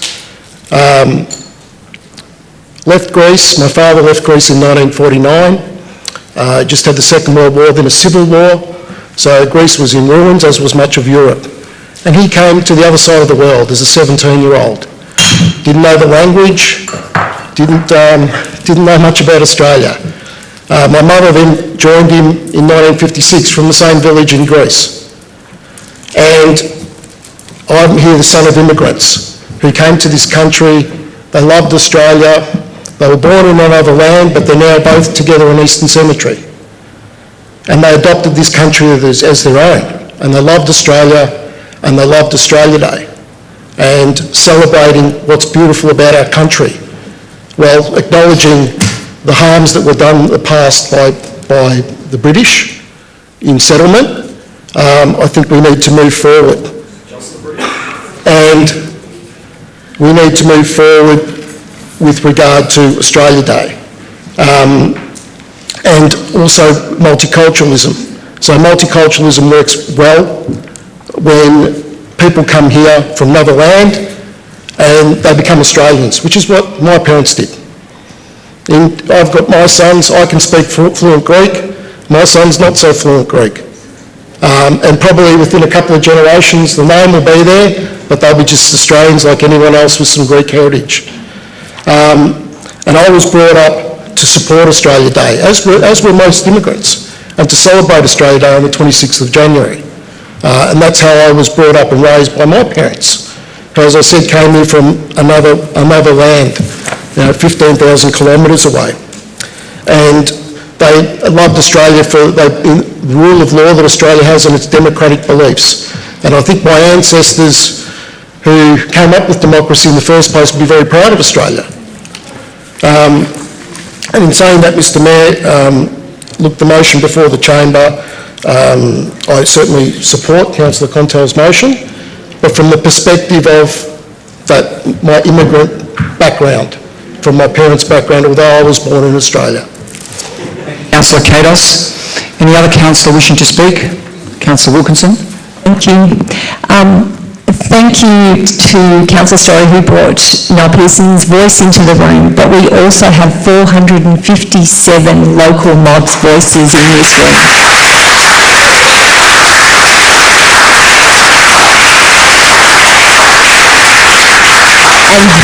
And they are impacted by the decisions we make as a council, and they have told us so. We do not scan and find cancer and ignore it. This is what we've done. We've asked the question. We have the evidence. There is nothing in the original resolution that is us and them. There should be no divide between people migrating to Australia and people who have been here for 60,000 years. The resolution called for a conversation, a gentle walking together with both feet to a resolve, to an answer. And this isn't simply, oh, we want to call it Australia Day. This motion sets aside so much work that has been done that is evidence-based. There is evidence here, not what people tell you when you're campaigning, not what people tell you when you are on Facebook, and not what people tell you in the newspaper with a press button, yes, no. This is qualitative, big conversation. And there's one thing to have truth-telling, there is such another thing to listen and act on it. And this role as councillor comes with a great deal of responsibility. It is not a popular vote. It comes with do no harm and make decisions for now and for the future. It is on us to make the right decision.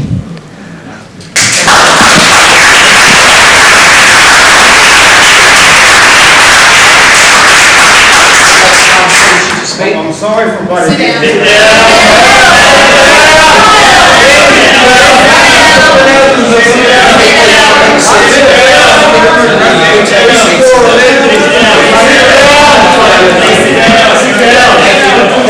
Any other councillor wishing to speak? Councillor Nelson. Thank you, Mr Mayor. No, it's going. Thank you, Mr Mayor. Last month I was elected with a mandate in that election with over 20,000 voices in my community, the second highest in the city of Greater Geelong. In my candidate statement I highlighted my thoughts on Australia Day, and my community overwhelmingly supported me. I do understand, however, that January 26 is hurtful to some in our community, and I respect that. I would openly welcome a change in the date to when all Australians, not just one side, not another side, all Australians can celebrate our National Day. But as we've heard, that That is a federal government decision, not a council decision. Thank you, Mr. Mayor. Well done.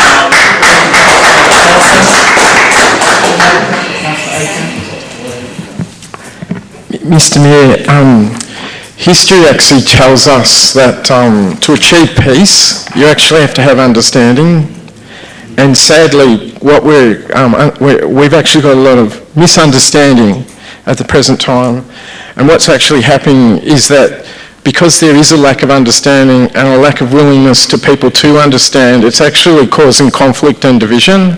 And it's actually really sad that we're leading up to the Christmas period, which is, for most people, it's actually like the kindest part of the year. You know, when you actually think of other people, you share gifts, and then those that have a Christian faith background actually recognise, of course, that Christmas is the most significant part of the year. And I hope we can find peace in Australia, I think we were on the right path to actually try and find understanding and peace in Geelong with what we're attempting to achieve. And this is a step backwards. I think it will take a very long time for our First Nations people in Geelong to heal from this. And it will take a very long time for them to participate again in the City of Greater Geelong's activities in this particular area as well too. And I just also want to make a comment about citizenship ceremonies. I hope we actually give people the choice whether they want to participate in that particular citizenship ceremony on the 26th of January. And the reason being is because I actually think it's the most important role we have as councillors to bestow citizenship on someone who actually comes into Geelong, and I try to attend every single one that I go to. And in the process that you actually undertake to reach that particular point in that ceremony, you actually have to do a significant amount of work to get an understanding about our First Nations people. You actually have to understand that they have been custodians of this land for over 60,000 years. And in fact, a lot of people in the citizenship process actually have a greater understanding than what people who are born here, and in relationship to understanding Indigenous relationships, reconciliations. So if this motion is successful, I just please ask that there is an opportunity for people who do not wish to participate on the 26th of January citizenship ceremony, that we actually honour that and respect that. And in fact, part of the reason why we've had conversations with our First Nations people is that with citizenships, a really powerful part of it is the welcome to country and acknowledgement of country at our citizenship ceremonies. And our First Nations people in Geelong have actually said from the early 2000s, look, we can't participate in it. And in fact, it's missing from the citizenship ceremony that occurs. And the last one that we had was actually at Geelong West Town Hall in 2023. And it actually was a sombre event because there were protesters outside. And it was really difficult for a lot of people that were undertaking citizenship on that particular day, because they actually did say, this is supposed to be one of the most joyous occasions we have, because we're saying we're joining and being part of Australia, and what's happening on the day that that actually occurs, they're reminded that this particular date is a date of conflict for a number of people, and a day of mourning and a day of sorrow for so many people in our community. So if you are successful getting it up tonight, please show some respect to those people that wish to don't wish to participate in a forced citizenship ceremony on a day of mourning and a day of sorrow for them. And please, I encourage all councillors, try and find understanding yourself on this particular issue. Try and actually work a way to actually have peace with everybody, not create division and not inflame conflict. We are now experiencing it, and we are now entering a period of significant conflict in Geelong, and it is very sad to be experiencing that. I don't think that is the role of local government. I think we do have to see peace, and that is our responsibility as councillors and as citizens of the second most important city in Victoria.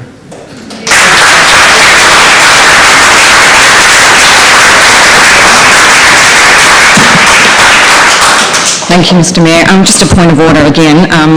just in order to have full clarification and understanding of this particular notice of motion, I'd just like to ask a question of the mover of the motion, if possible. I don't believe that's a point of order. It is a point of order under the governance rules. The notice of motion. It's a point of order. You can make your point in your debate. Well, I can do that via asking Councillor Quintell a question.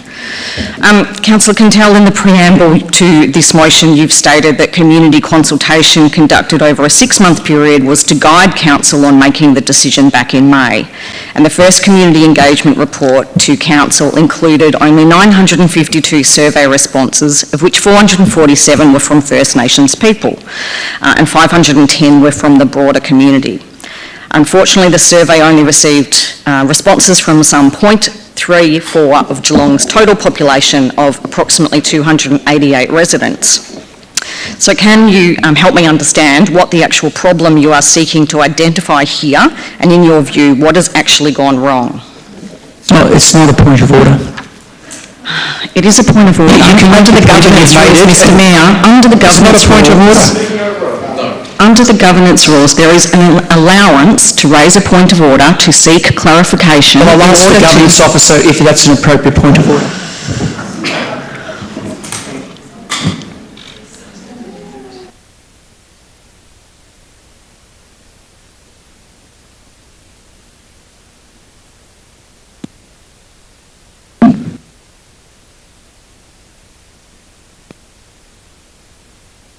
So, Quintell, if you wish to comment.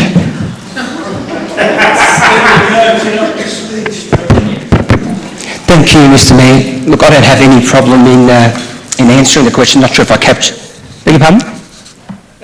Councillor, could you just, Councillor Cadwell? Sorry? Just respond to Councillor. Yes, I will. I don't know if I captured the question in its entirety, but the report is quite clear in that it states what occurred during the consultation period, how many people responded, and what the percentages were in relation to the community of Geelong, where it was similar to 288,000 people. That's the fact. I'm not stating anything other than what occurred and what was in the report. And the notice of motion is clear what it's asking for, which is to acknowledge that the proclamation of the date for Australia Day is the responsibility of the federal government. Nothing more, nothing less. Councillor Quintell, Councillor Cadwell, do you wish to make any more I do, thank you, Mr Mayor. So a further question to Councillor Quintell. Further in your preamble to the motion, you actually stated that much of the community dissatisfaction related to the low response rate to the survey, and I wonder if you can help me understand a bit more how you determined that there is community dissatisfaction with the low response rate to the survey, and what you think a response rate would have been adequate. Councillor Cadwell, yes, I did respond to that. I spoke to that matter when I talked to the report. The community feedback that I certainly received, and many others, over the last several years, including, as I said, during the election period, came in many forms. Much of that we actually even saw in the last several days, whether it be letters, emails, phone calls, text messages, messenger, Facebook posts, directly, indirectly, and meetings and face-to-face discussions with the community. As what is an appropriate response is to a survey is not for me to say. I'm clearly articulating, in the report what was in the original report from the 23rd of May.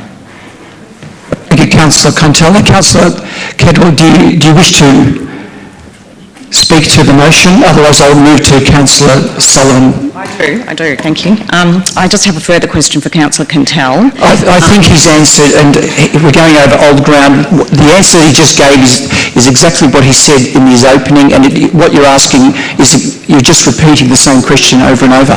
He's given you the answer ad nauseum. So can you speak to the motion, otherwise I'll move to Councillor Sullivan. I can. So now that we are where we are and following Council's May 2023 recommendation, it would seem to me that local First Nations people should at least be consulted and briefed on what Council is planning to do here with this recommendation, with this motion, sorry. I would be interested if Council can tell, wishes to amend or insert any words at all into this notice that may include local First Nations people in the process. The way I'll respond to that, Councillor Cadwell, is, and you well know this, you've now been on council for a little while at least, is that tonight we are asking the CEO for a report that will come back to the January meeting, which will provide information and guidance to this council, and we will then vote on what way we decide to go. Tonight is asking for a report, nothing more, nothing less. So we'll move on to Councillor Sullivan. Councillor Sullivan. Thank you, Mr. Mayor. Whilst no nation is perfect, there are few, if any, countries around the world that anyone in this room here would choose to live in over Australia. This motion is in response to the March 2023 report, of which the recommendation had 9 dot points and several sub-points as well. Now, the majority of these points were around engagement, education, coming together to share knowledge and culture. The very last point, point 9, was about official communications. And I'm extremely disappointed that this point has taken up 99% of the conversation. I'm disappointed that this point has been twisted and marketed, that the Geelong Council has cancelled Australia Day. This is incorrect, and as stated by previous councillors, not actually within the functions or powers of council. But it did lead to serious community outcry. And it is this item alone that I've received the most community feedback on in my 7 years of council, both for and against. And I, like everyone in this room, we all love this country and we want it to be the very best that it can be for our friends, for our families, for every resident, visitor, and for future generations as well. But when it comes to celebrating the nation that we all love and want to contribute to constantly improve, we are in fact divided. Now, public holidays are the outcome of policy and discussions made by the federal government, often in collaboration with the state government. It is the federal and state government, in my opinion, that have avoided issuing direction that either reinforces the date or directly moves to change it. The governments have instead chosen to shrug responsibility and pass these conversations onto local government. That means that these governments, what they're really doing is forcing us as communities around Australia to have these conversations in hundreds, if not thousands, of debates in halls around the nation, just like we are here right now, instead of the government doing it themselves. In talking to the community, people have made mention of the injustices done to the First Nations community since the Frontier Wars and through into recent history. And as a student of history, I certainly acknowledge this. The terms First Nations justice is used, and I agree that as a nation, we need to be improving the standard of living for our First Nations communities. We need to be closing the gap in matters of education, healthcare, employment, and so much more. This is what truly matters to me. This is what truly matters to people's lives on the ground. And in all the correspondence that I've received to date in regards to the May 2023 report, only attendees tonight and one person prior to the meeting have asked how we are implementing the points of education, awareness and engagement. I indulge 1 minute more, Mr. Mayor, if I may. Yes. And that is the 1% to the 99 that I mentioned earlier. And the only person to bring to this table for discussion for these points has been Councillor Sinclair and Wilkinson. I congratulate you on your thoroughness, I truly do. But as I was saying, all the communication that we've received has been about point 9 of the original recommendation. Now, many know that as local government, we're responsible for citizenship ceremonies, and we welcome our newest Australians. These ceremonies are made up of people who have fled their homeland willingly or unwillingly in search of a better life, and you should see the joy on these people's faces, how elated they are that after all their trials and tribulations, they finally have the security of citizenship to live in a country that is absent from famine, war, and any number of global injustices. The faces of the newest multicultural faces is the true representation of Australia. And it is wrong, in my opinion, that we rob them of this celebration. Imagine being a new citizen, excited about Australia, with us here saying, welcome to Australia. Well, having you as part of Australia, the greatest multicultural country on earth, but don't you dare celebrate Australia Day. We as a people deserve the opportunity to be able to celebrate all that is good about this country, and let that which is good motivate and steer our advancement to make Australia fair. Thank you, Mr. Mayor. Councillor Sullivan, closing. Councillor Contell. Thanks, Mr. Mayor. Look, I think there's been significant discussion on this topic, and I appreciate and thank everyone who has contributed to it. I also sincerely thank everyone that has reached out to us over the past several years, but in particular since the notice of motion was made public. Thank you for all the time and effort that you put into emailing us particularly, but also using other forms of communication to put forward your views. As I said earlier on, other than this one issue, which was mentioned by Councillor Sullivan as well, we have so many other things that we are working on and have been working on for many years that actually brings us together as a community, specifically to, I guess, areas of Indigenous affairs and First Nations people. There are people in this room here today that I have worked alongside with that would have seen the adoption of Council's first Aboriginal Action Plan, the Karenga Aboriginal Action Plan, in 2014. That was a very important achievement because on the night that it was adopted, which was at the Lara Council meeting, it was signed, the Statement of Intent was signed by Wathaurong, Wadawurrung and the City of Greater Geelong, which was a first for the city. That action plan, like many, was ambitious, and was everything achieved? No, but there was a lot of initiatives that have continued to drive us forward. If I could have just another minute, Mr. Mayor. Some might seem insignificant, but some were very powerful, such as the raising of and erecting of an Aboriginal flag permanently and proudly on the top of City Hall, which was encouraged by the community and also the One Fire group. I talked about the Aboriginal Action Plan, a lot of work to engage with Aboriginal businesses in Geelong and to create employment opportunities, particularly with Wathaurong and Wathaurong Glass. There's been some great initiatives that have been driven out of that plan.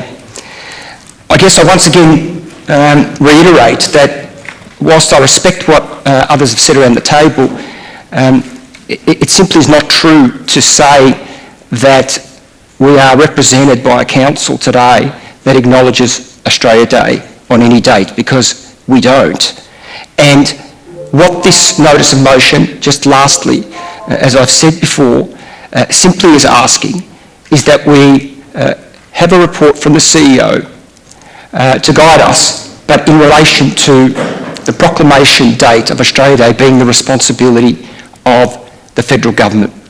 If community want to see a change of date, and equally I'm open to that, as everyone else I'm sure would be, or some would be, then it's upon us, or upon the community, to talk to the current federal government. And we've got local members here in very senior roles that we can talk to, whether that be Deputy Prime Minister Richard Marles, Libby Coker, and of course, ultimately, whilst not in our town, the Prime Minister.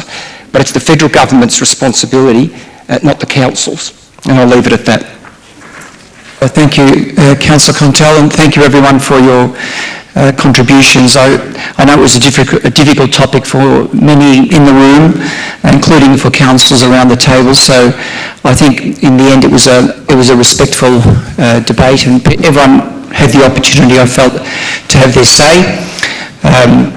I'd just like to now again just put on the record that it's a difficult topic, and we debated it respectfully, and as Councillor Contel mentioned, it's not the Council's responsibility to proclaim what date Australia Day is celebrated.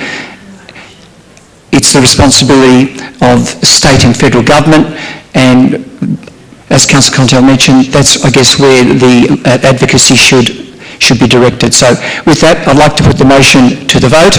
Those in favour? So, carried. Against? Those in favour? Those against? Carried. Mr Mayor, I'd like to call a division. Division. Those in favour? Nelson, Councillor Story, Councillor Sullivan, Councillor Contel, Councillor Catos, Councillor Burson, Councillor Contel, Mayor. Those against? Councillor Cadwell, Councillor Aitken, Councillor Sinclair, Councillor Wilkinson. We'll now so have someone move that we suspend standing orders. Councillor Sullivan, Councillor Nelson will have a 5-minute break, and then we'll reassemble. Number 2.3. With 2.3, being that everyone's happy to speak to the state and federal government about... Yeah. How do we... It sounds like this is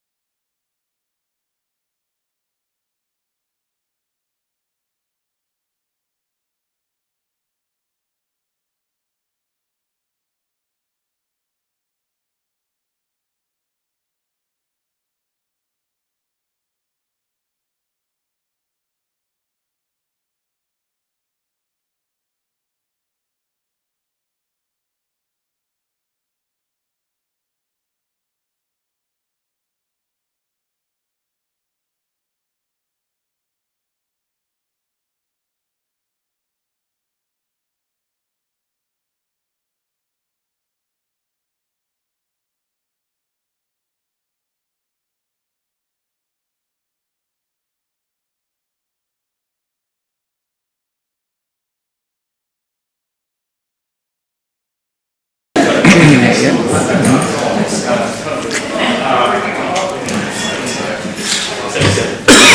So you're aware, we really need to back around here because... How are we to do this?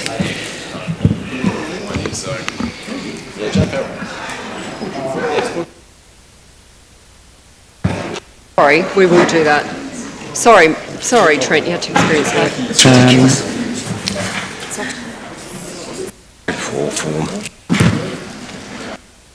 Right, who are we still missing? Councillor Burson is there. Councillors Sinclair Wilson, Wilkinson anywhere? So I'm thinking. I went to sit here, I was like, sorry.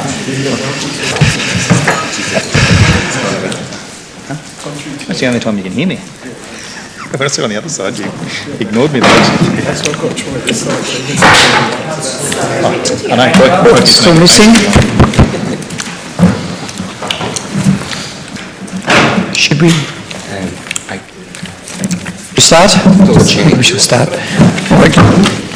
Do we have someone move that we now return back to meeting, Councillor Sullivan and Nelson?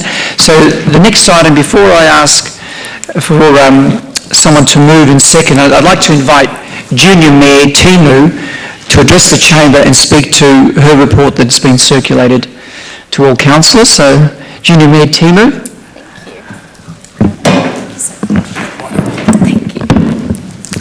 To begin, Youth Council would like to acknowledge the Wadawurrung people as the traditional owners of the land where we live, work and play, and we pay our respects to their elders, past, present and emerging.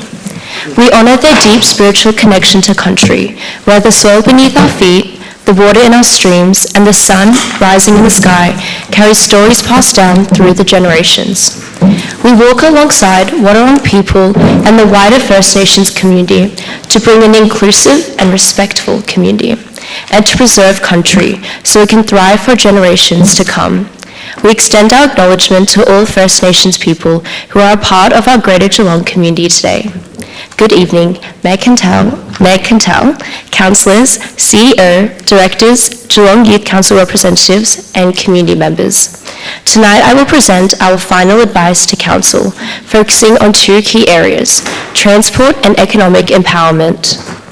Transport is a significant issue for young people in Geelong. At our June meeting, we heard from the Strategic Transport Planning Lead about the draft Integrated Transport Strategy. Following this, we discussed the transport challenges young people face. During our Councillor Connect sessions, we highlighted areas where young people struggle with transport, particularly on the Ballerine. We also emphasised the need for Council to advocate to Public Transport Victoria for better public transport and to improve infrastructure to support active transport as an alternative. In consideration of our research, lived experience and discussions on transport in Geelong, Youth Council offers the following advice and requests that Council directs it to the CEO for consideration. 1. We request that Council continues to advocate strongly to the State Government for crucial improvements in public transport services throughout Greater Geelong.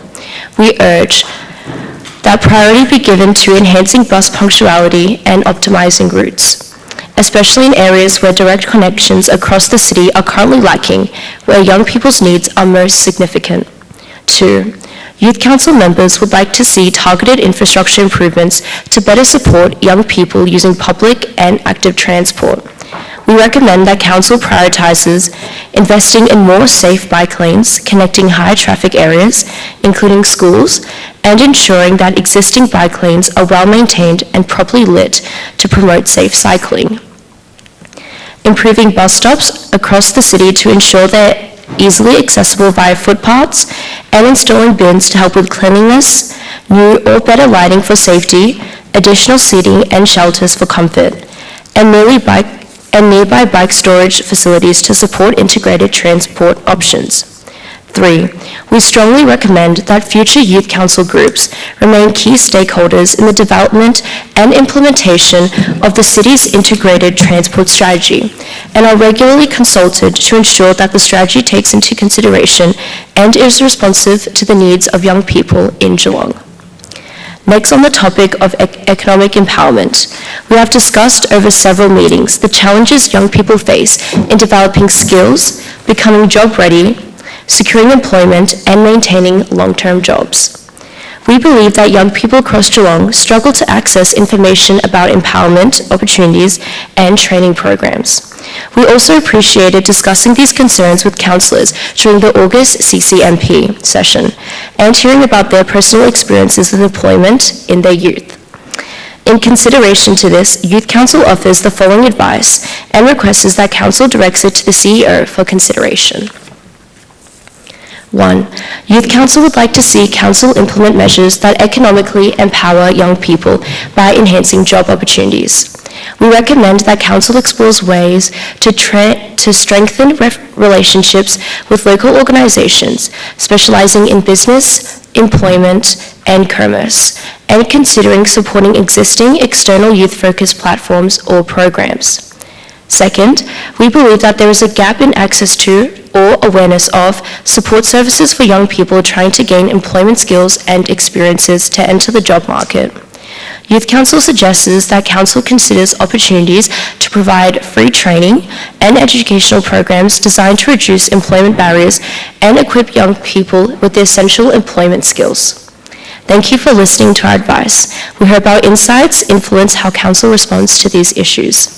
To conclude, on behalf of the Youth Council Group, I would like to sincerely thank councillors and city staff who have supported Youth Council members throughout the 2024 program. To those who have attended mentoring sessions, thank you for your time and commitment to our leadership development. These sessions have been incredibly rewarding and we have learned so much. Thank you and good night.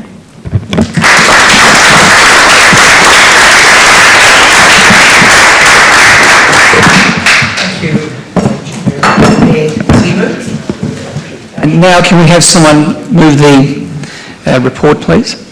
Councillor Aiken, and second, Councillor Nelson. Councillor Aiken. Thank you very much, Mr Mayor, and thank you very much, Junior Mayor. For those, because it's a new council, it's probably good to just talk a little bit about the Youth Council. The Youth Council is a 12-month program that we have in the City of Greater Geelong, and it's for people between the ages of 12 and 17. And you actually have to be elected by your peers to get onto the particular Youth Council. And then there is a fascinating night when they elect their leadership, so they elect their mayor and deputy as well too.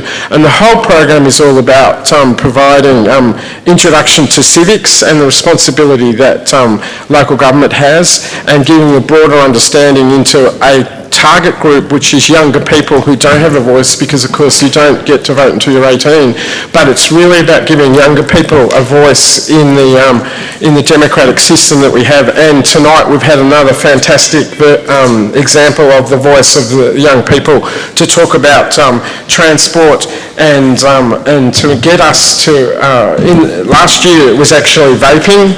So the Youth Council was well ahead of where the policymakers were at that particular time, but it is such a pleasure as a councillor to engage with the mentorship program that we had throughout the year as well too. So for all the new councillors, it is one of the joys of being a councillor where you'll be engaged in with regular consultation with the youth councillors to actually listen to them and participate and give them advice as well too, and listen to them about what issues are affecting them as younger people.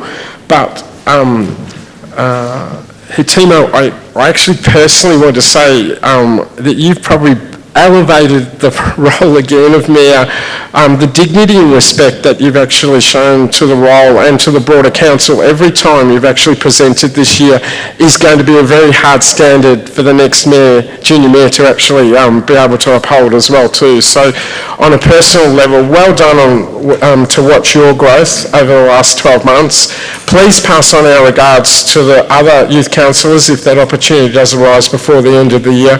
We are proud of all of you. and we look forward to the new cohort. Elections have just closed for those people waiting in the community, what's actually happening, and those members of our youth who put their names up. So voting has just closed, and the results will be released early next year for the Youth Council for 2025. But congratulations to all of you. Thank you for participating in what is a very unique program in local government. Many councils have just a junior mayor, but we actually have a junior council and a junior mayor and deputy, and we also have an election process of how you participate in it. So it's quite a developed program compared to other local governments throughout Victoria. So well done. I look forward to seeing you in the future. And an example of what you may want to aspire to, of course, Ali, who was on our Youth Council last week, actually got a Governor of Victoria's award for the work that he's doing in the multicultural community. So he actually got an award of excellence, and he's still at Northern Bay, and of course, Hatimo is at Sacred Heart, and we wish you well in your studies as well too, and everybody else as well too in that age group bracket. But thank you. Thank you, Councillor Aiken. Councillor Nelson. Thank you, Mr Mayor. Councillor Aiken stole a bit of my thunder there, as he usually does on a Tuesday night. I think it was great that the Youth Council was successful in getting a grant, a $200,000 grant to develop and implement a vaping prevention initiative. So that was great that the last Youth Council was able to do that. I was one of 3 councillors to speak at local schools promoting the importance of Youth Council, the program. I think it's great to get out there and talk to schools about how important it is. I note one of the officers in there that came out with me out to, where did we go, Lara, and then out into Armstrong Creek as well, so both ends of Geelong. Such a great thing to do, to speak to young people about the positive impact that Youth Council has on this city and this council and these councillors. Some amazing insights about the needs of young people here in Geelong with the Geelong Youth Hub, which you unanimously nicknamed the Nest, which is great. Great space for young people and a safe space for young people. And finally, I wanted to congratulate Timu and all the junior councillors for their work and advocacy to us as councillors for young people in our community. You are the voice of our community for young people, so thank you. Thank you. Thank you, Councillor Nelson. Any other councillor? Councillor Wilkinson? Thank you, Mayor Timu. I'm Junior Mayor. From the get-go, as a council, you impressed. I remember when you came forth with a new version of acknowledgement of country and blew us all away. And again, it shows real morals and ethics and really strong commitment to the role. As a resident of a Bellarine with teenage children, I hear you loud and clear on the active transport issue, and having just campaigned both of those issues around job security for young people and active transport are really, really vitally important. So you again are right on the money in terms of what is really important, and I echo that idea of remaining as stakeholders within that integrated transport strategy. I think that's really important. So thank you for the work that you've done. It's really impressive. Councillor Wilkinson, anyone else wishing to speak? Just quickly, Mr Mayor, if I may. Thank you. Look, there's no doubt that Councillor Aitken is passionate about this, because he was instrumental in driving us to introduce a junior council to the City of Greater Geelong upon his election around 2016-17. With that said, over the years we've certainly identified that every year that we get a new cohort, the standard continues to raise itself. And you spoke excellently tonight. You should be extremely proud, and I'm sure your councillors will be proud of you as well. Just one point, I was really pleased that you identified public transport as the issue. And it's naive of me, but you know, I only learnt this week that Finesford has no public transport at all, and yet we have that large development there with, I don't know how many residents living down there now, but it would be thousands, with no bus route. So if we can rally together through our offices and identify, which maybe you already have, the suburbs that don't have links, and if we can write to our state MPs to advocate for that addition to our city, I think will go a long way, and coming from the Youth Council and this council, I think we'll have some real weight behind that. Well done. Councillor Contel, any other councillor? If not, Councillor Aiken, in closing. Nothing further to add, Mr Mayor. Put the matter to the vote. Those in favour? Against? No. Carried. The next, so thank you, Junior Mayor Timu.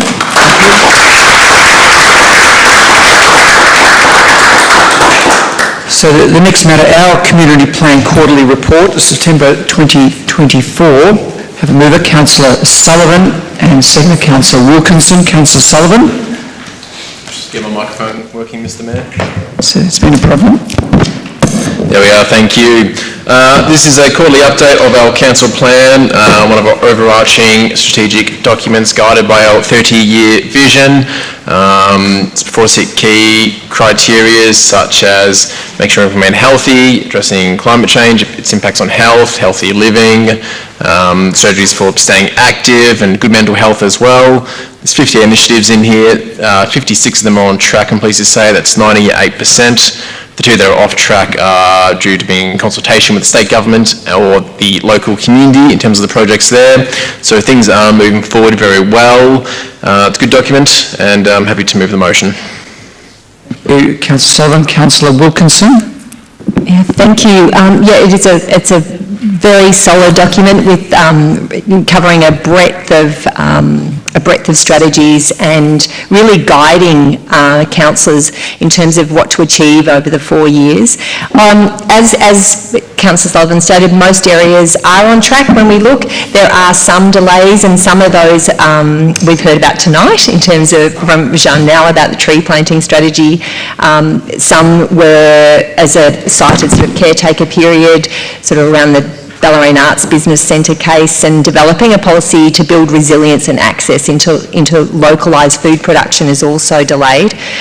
There is a need, and I think Councillor Sullivan referred to this, to fully understand the changes in early years funding from state government so that we can actually align our policies in terms of that. But yeah, for the rest of it, there's some incredible work here, and I thank officers for their work. Councillor Wilkinson, any other councillor wish to speak? Councillor Sullivan, anything in closing? Nothing further, Mr Mayor. Put the matter to the vote. Those in favour? Against? Against? Councillor Aiken? You're for, okay. Carried. Slow hand. Thank you. So the next matter is Ballerine Arts Centre Annual Summary. Can I have a mover, please? Councillor Wilkinson and Councillor Contel. Councillor Wilkinson. So the Ballerine Arts Centre, or affectionately known as the Potato Shed, this report recommends council notes the highlights of the Ballerine Arts Centre, which there are many. It continues to hit above its weight. More than 90,000 visitors attended various events at the Potato Shed during the 23-24 season. I know that Councillor Story attended the launch of the 25 season, and that really looks to be pretty incredible. There's 11,245 ticket sales, generating $192,000. So 47,580 attendees from community groups and 30,000 school and student visits. It's well established there between St Ignatius and Ballerine Secondary Colleges, and is really well engaged and well used by the music programs in both of those schools. So yeah, I think Spookfest event was a highlight, and it just continues to grow in terms of that very scary event that actually attracts about 2,000 attendees. So yeah, very exciting things happening at the Ballerine Arts Centre. Councillor Wilkinson. Councillor Contel. Thanks, Mr Mayor. Well spoken, Councillor Wilkinson, thank you. Look, just high level, all I wanted to add really was that, applaud all those that are in the arts. Often we talk about other industries that stimulate our economy, We talk a lot about major events, sporting events, things of that nature, which all are amazing. But, you know, our arts punch above their weight here in Geelong, and they contribute significantly to our economy, but also to cultural and wellbeing aspects of our community.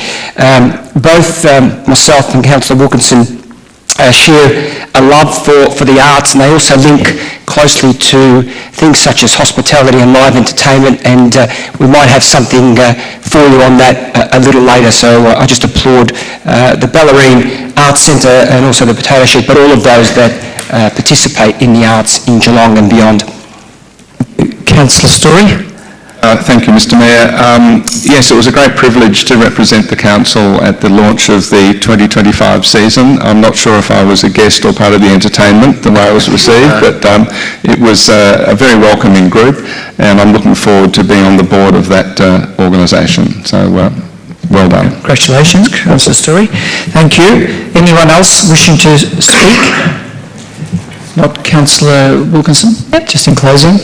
Just in closing, I suppose just acknowledging that there have been refurbishments in terms of the sort of new box office and electrical upgrade. There is always work that needs to be done to a big theatre to keep it up to speed. And the work that's done at the Ballerine Arts Centre, there is a mountain of work done by volunteers. So 19 volunteers contributed 739 hours across 90 events. Things cannot happen without volunteers in our community, and they must be applauded. So we acknowledge the contribution that members of the Ballerine Arts Centre Asset Committee have made also during the 23-24, and I really, for this, in terms of this report, thank officers for the really, gathering all this incredible evidence and demonstrating what a jewel it is on the Ballerine. Thank you, Councillor Wilkinson. So put the matter to the vote. Those in favour? Against? It's carried, unanimous. Next matter, Geelong Major Events Annual Summary 2023-2024. Councillor Aitken, seconder Councillor Nelson. Councillor Aitken. Thank you very much, Mr Mayor. Look, this report actually is a summary of the 23-24 year for Geelong Major Events, and in fact we actually had a reduced budget for this particular year. We only had $925,000 to spend, but we still delivered $51 million worth of economic benefit for the broader community. And the fact that we did have actually less money to spend was also a blessing in disguise, because what we did a major strategic review during those 12 months as well too. And for the new councillors, in July of this particular year, we actually announced and adopted our GME strategy, which is a 5-year strategy for major events for Geelong going forward. That document is of significance of high level and does give a clear blueprint for why Geelong actually wants to be Australia's best regional city for events, embrace community participation in events, and also live up to our UNESCO City of Design requirements as well too. And it also gives a very transparent and public exposure of what events we will fund and what level of sponsorship and funding commitment we will make towards events as well too. And that's something we haven't had in the past as well too. I should just highlight that we had 140,000 people associated with the Cadell-Evans Road Race, which is coming up again next year. And the reality is the significance of that particular event, it now is our second most significant event after the air shows. And if any of you have ever seen the TV coverage, nothing shows the Watherong land as beautiful as does the Cadell-Evans Road Race. It is so beautiful to actually just sit back and watch it on the big screen and say how blessed we are to actually live in this part of the world. I also should note that the Festivals of Sales, which runs around the same time, had about 140,000 participants as well too. And GME is changing. After the strategy, our focus is about what we want to attract to Geelong and actually what do we want instead of being reactive. Now, there's nothing wrong with being reactive as we had been in the past, but there is a really good opportunity and space that we're in now to actually try to build a catalogue of events which actually really demonstrates Geelong's future ambitions as a major event city. And to that tune, I thank the former council group because they've actually increased our funding to $1.2 million, so we've actually got an extra $300,000 this financial year. We have already spent it, so don't think that there's funds available, councillors. But I do finally just want to wrap up and say to Sharon Cockrell, who resigned over 12 months ago, who was the longer-term champion of events and did it for over 20 years. What an amazing person and legacy she left us. To Fiona Duncan, who actually filled the role after Sharon's departure. Fiona was actually the driver behind the major events strategy. Fiona now works with Live Music Victoria, and it's a great contact for us to try to pinch a few concerts down to Geelong in the future. So Mayor Contel, tell us what is your favourite band, and we'll do our best to bring it to Geelong. And finally, the last person I want to congratulate now is Hannah Bottom, who's currently in the role of GME. Her enthusiasm and joy with the role that she's got is infectious, and I hope all the councillors actually get to meet Hannah in the future as well too. GME is a special part of our delivery of economic benefit and community engagement in Geelong, and I look forward to the next 12 months for GME. Thank you. Thank you, Councillor Aitken. Councillor Watson, if there's anything left to say. Yeah, thank you, Mr Mayor. I certainly need to write these, the reports. Movers and seconders a bit better following Councillor Aitken. The major part of that GME report is the strategy and the change in strategy of GME. That skills-based board will really come into its own over the next 2 years, I hope. I won't know that from inside the tent because I won't be part of GME for the first time in a long time, and that makes me a bit sad. Being on GME board was certainly a privilege and an honour to serve that board, but I'm glad it's moving in that new direction with the strategy and that skill-based board. The air show coming in March next year is certainly the biggest thing this town has ever seen, and hopefully it will continue to be so. In January, Cadell, I love watching Cadell both at home with the helicopters buzzing around and going up Shallambra, which is near my place, watching Councillor Contel ride around. Shallambra is a great space, and Council has activated that space. Hopefully with the extra funds they've got, they can put a big screen there as well for the people to sit on the hill, because you can get thousands of people there and you can just watch how the riders move around. I want to thank outgoing Chief Executive Officer Sharon Cockrell. She had a wealth of experience and knowledge in that area, and she will be missed. She has been missed. I met Hannah for the first time on the weekend at the Matildas. It was great to see the Tillies here in Geelong. It was the result that some of us expected, but that none of us expected, but we certainly hoped for it, I should say. It was a great night. I got to see the sprinklers operate at GMHBA Stadium, which was really odd.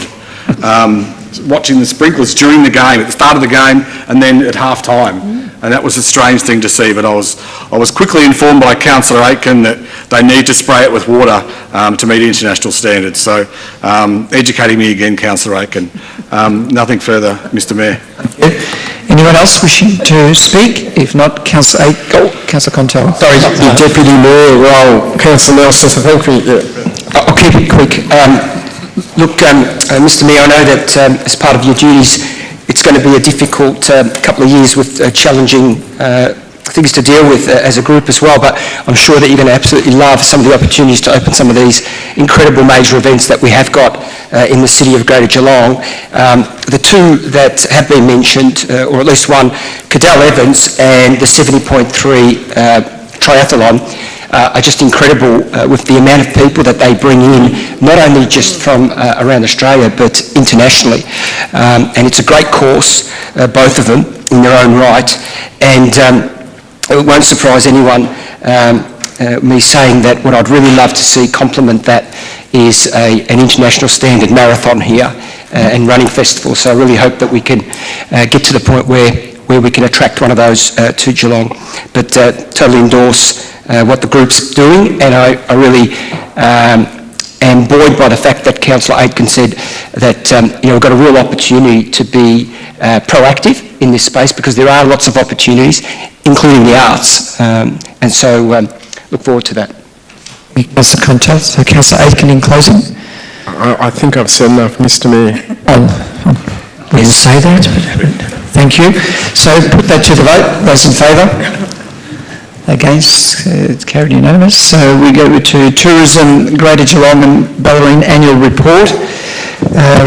I can move Councillor Sullivan and Councillor Aitken second. Councillor Sullivan. Thank you, Mr Mayor. It's with pleasure that I move this report.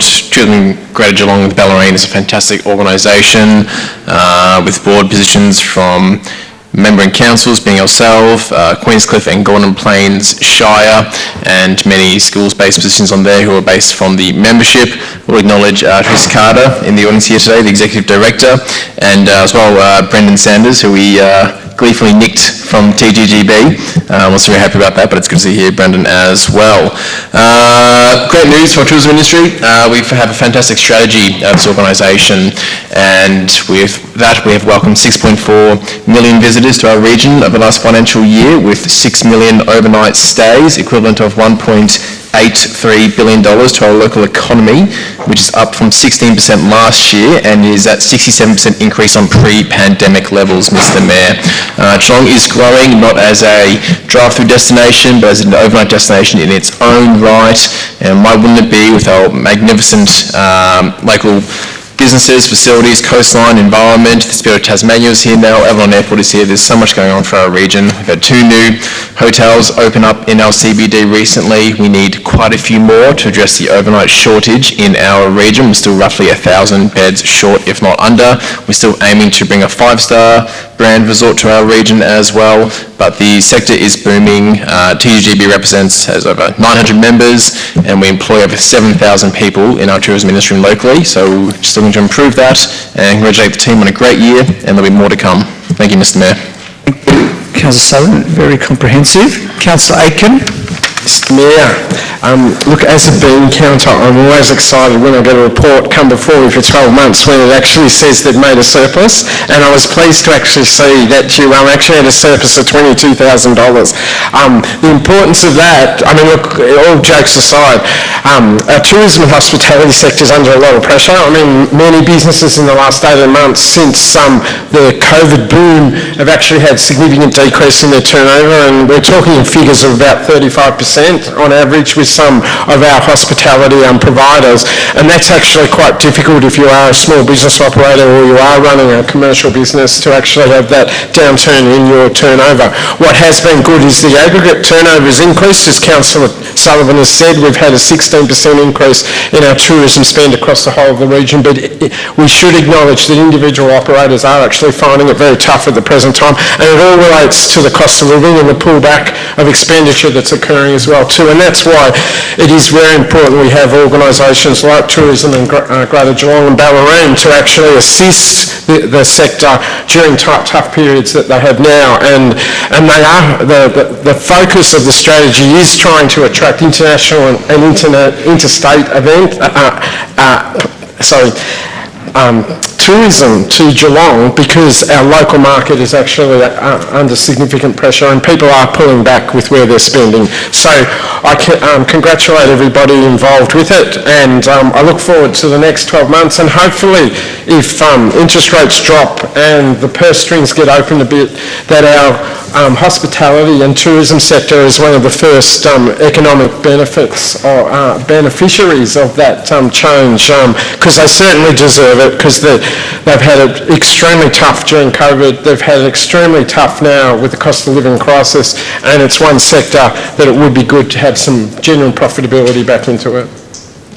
Thank you, Councillor Aitken. Any other councillor wishing to speak? If not, Councillor Sullivan, wishing to close. Yeah, thank you. Just to reinforce what Councillor Aitken has said, the numbers are improving, but businesses are doing it tough. The majority of our tourism-associated businesses are your SMEs, and all these numbers are going up. So is the cost of goods, services, doing business. It is a difficult time, and it continues to be a difficult time. People have known the RBA kept its rates on hold today. We'd love for them to go down, but as you said, TGGB, everyone's an influencer and responsible for bringing friends and family to our region. So let's keep pushing the good message. Thank you. Sullivan, put the matter to the vote. Those in favour? Against? Carried unanimously. Then the next item is Gully Road Series Declaration of Charge Special Rate and Charge Scheme. Councillor Nelson. Sorry, Mr Mayor. And second, Councillor Katos. Councillor Nelson. Thank you, Mr Mayor. This report just sees the special rate and charge scheme for Gully Road and Series. There were 5 people for it and 3 against, and 1 didn't respond. It's just to get a road up at Gully Road for the first 200 metres or so, and then around the corner. As someone that lives nearby and goes up to Series quite a lot to walk their dog, it's a dangerous area. A lot of young people go up there and do what young people do sometimes in their cars, and it's quite dangerous. Creates a lot of dust, and then council's got to go and grade the roads. So this special rate and charge scheme sees to bitumenise that part of Gully Road. That's it, Mr Mayor. Councillor Nelson. Councillor Katos. Thank you, Mr Mayor. Yeah, with regard to that Gully Road having been bitumenised, that intersection with Gully Road, Cochrane's Road, Barrable Road is a high accident intersection too. I've seen examples where there's a dam on the corner there and vehicles have ended up in that dam. A lot of gravel on the road, they take the corner too fast. So by not only providing that amenity of sealing Gully Road, it will also keep the gravel and everything off the verges there on the crossroads, which will assist in that intersection, which has a reasonable accident history. So not only does it seal the road for the residents, but it will provide a greater, the intersection there will be a lot safer. Councillor Katos. Any other councillor wishing to speak? If not, Councillor Nelson, if you wish to close. Thank you, Mr Mayor.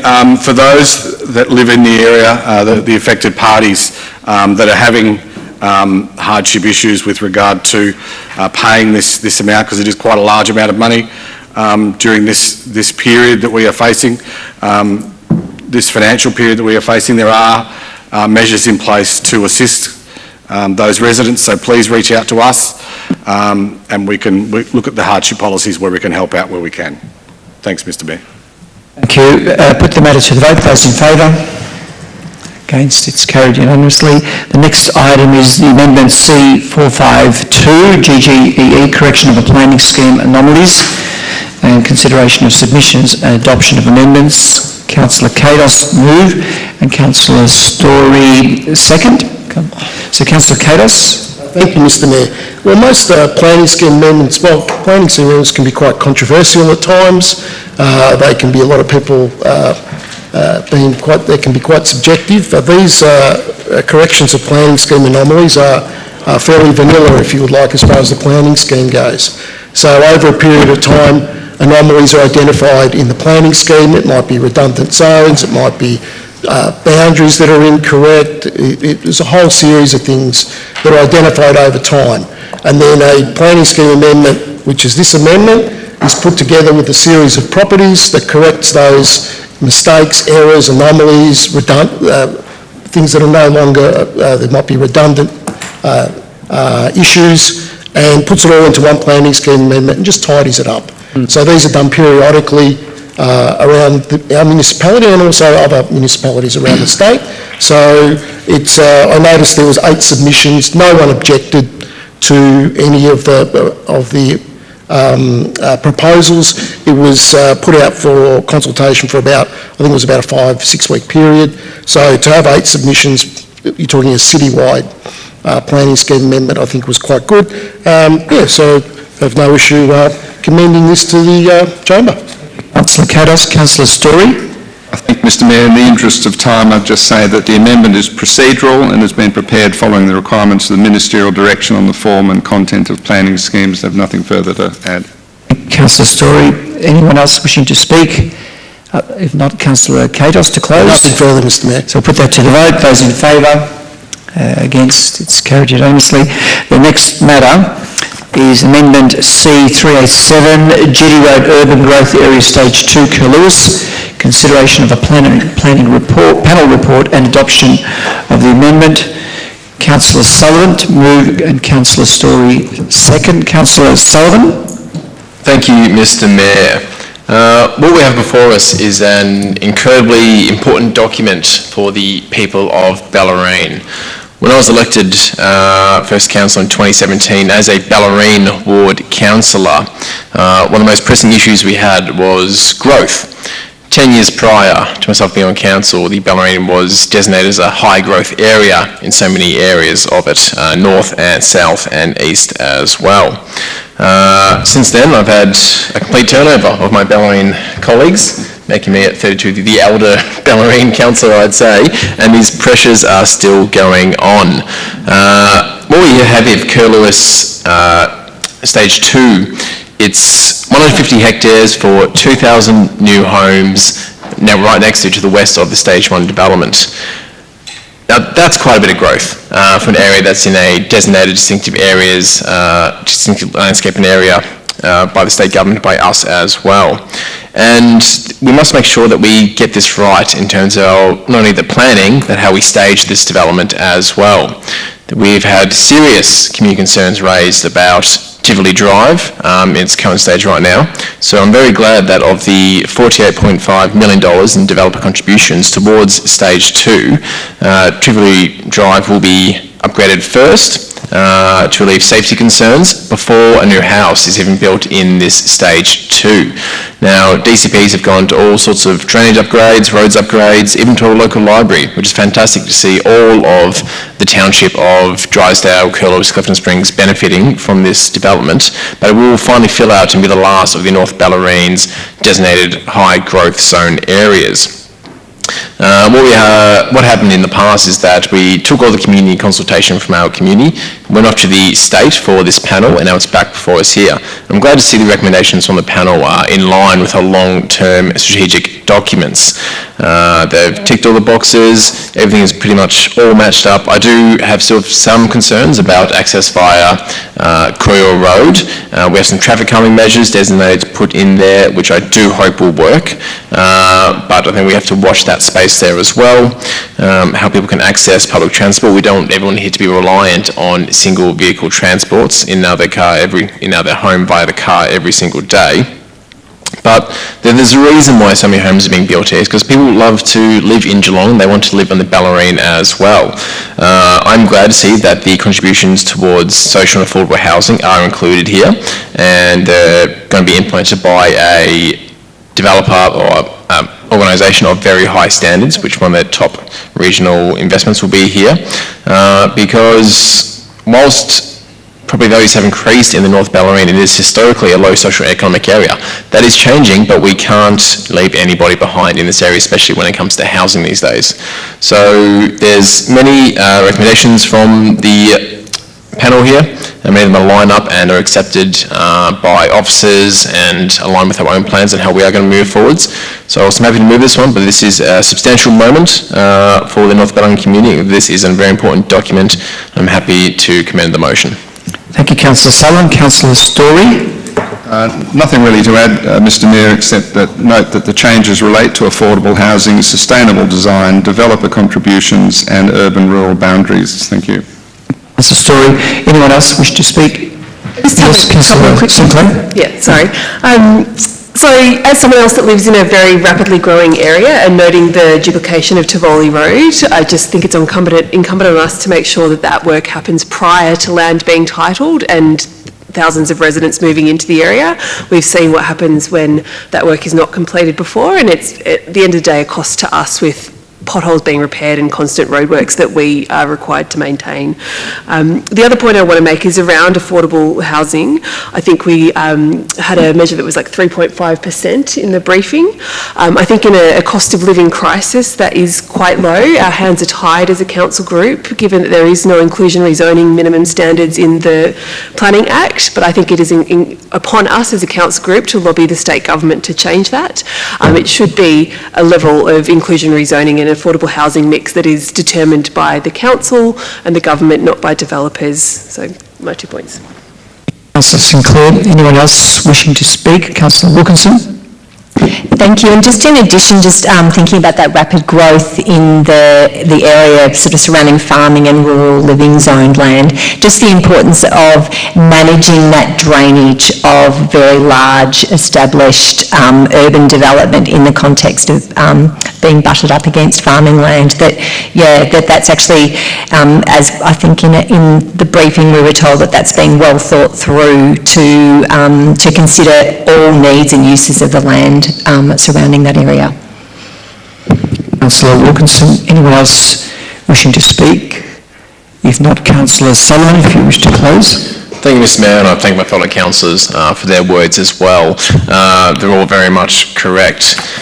This, as I said, this has been a long time coming. It's strategically aligned. I've often said I haven't really ever approved any new major developments across the Bellarine, but this is the one. Here we go. The other ones have been in Leopold and whatnot. But we're moving forwards. I think we all have a priority here for this to be high quality housing, high quality estates for people to live in for the new developments. That's sustainable, both financially, environmentally as well, and has safe and easy access and egress as well, so people can enjoy what we have to offer in our region. So, move the motion.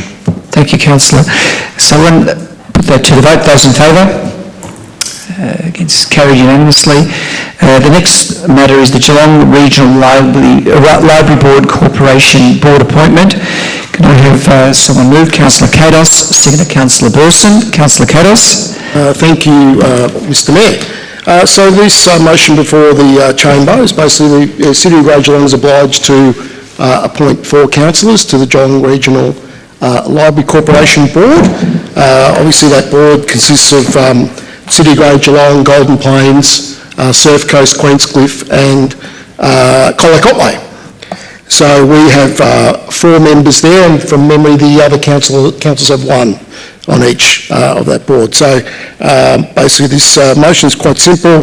The councillors there, Councillor Sullivan, Councillor Wilkinson, Councillor Sinclair and Councillor Story be appointed to the board, and requesting the Chief Executive Officer to notify the Regional Library Corporation. Thank you, Councillor Kados. Councillor Burson. Nothing further to add. Anyone else wishing to speak to the item? If not, Councillor Kados, anything else to close? Nothing further, Mr Mayor. Thank you, Councillor Kados. Put the matter to the vote. Those in favour? Against? Unanimous. Next matter is the instrument of delegation. Council to members of council staff. Councillor Contel moved. Councillor Kados seconded. Councillor Contel. Thanks, Mr Mayor. I'm going to keep this high level.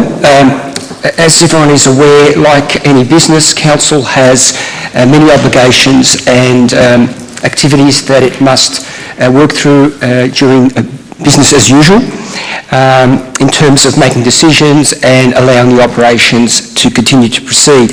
As a matter of course, there needs to be authority at various levels of officer to allow those decisions to be made. What this instrument of delegation does is it highlights the positions that are delegated to the various officers to be able to make decisions on matters related to, specific in this report, domestic animals, environment, the Food Act, heritage, planning and environment, road management and residential tenancies. I'll take the report as read, and if any of the other councillors wish to contribute to the discussion, they may do so. Councillor Katos. Thank you, Mr Mayor. So probably the important thing with this motion is that these powers under the various acts that are delegated to officers, these instruments can't be delegated via the CEO. So we have to have a motion of council to actually delegate these powers to the individual, to the officers. And quite frankly, our environmental health department, planning departments, they couldn't function without these delegations. We've just done various planning scheme amendments that virtually everything that is in those planning scheme amendments and all the work around them relies on these delegations. So without these, council officers could not do their job. So obviously we have to pass this motion. Thank you, Councillor Kados. Anyone else wishing to speak? If not, Councillor Contell. Anything else in closing? Further, Mr Mayor. So we'll put that to the vote. Those in favour, against, it's carried unanimously. Then the next matter is councillor appointments to portfolios and committees. Can I have someone move that? Councillor Sullivan and Councillor Aiken. Just a point of order, do we have to actually introduce this as urgent business first as a motion, or we don't have to? It was listed in the reports. Yeah. So Councillor Aiken, are you happy to second that in that event? Yep. So Councillor Sullivan. Thank you, Mr Mayor. Before us we have assignment to portfolios, committees, delegate committees, advisory committees, the whole lot. And I would like to thank the councillor group and the Mayor and the Deputy Mayor for organising this document in front of us right now.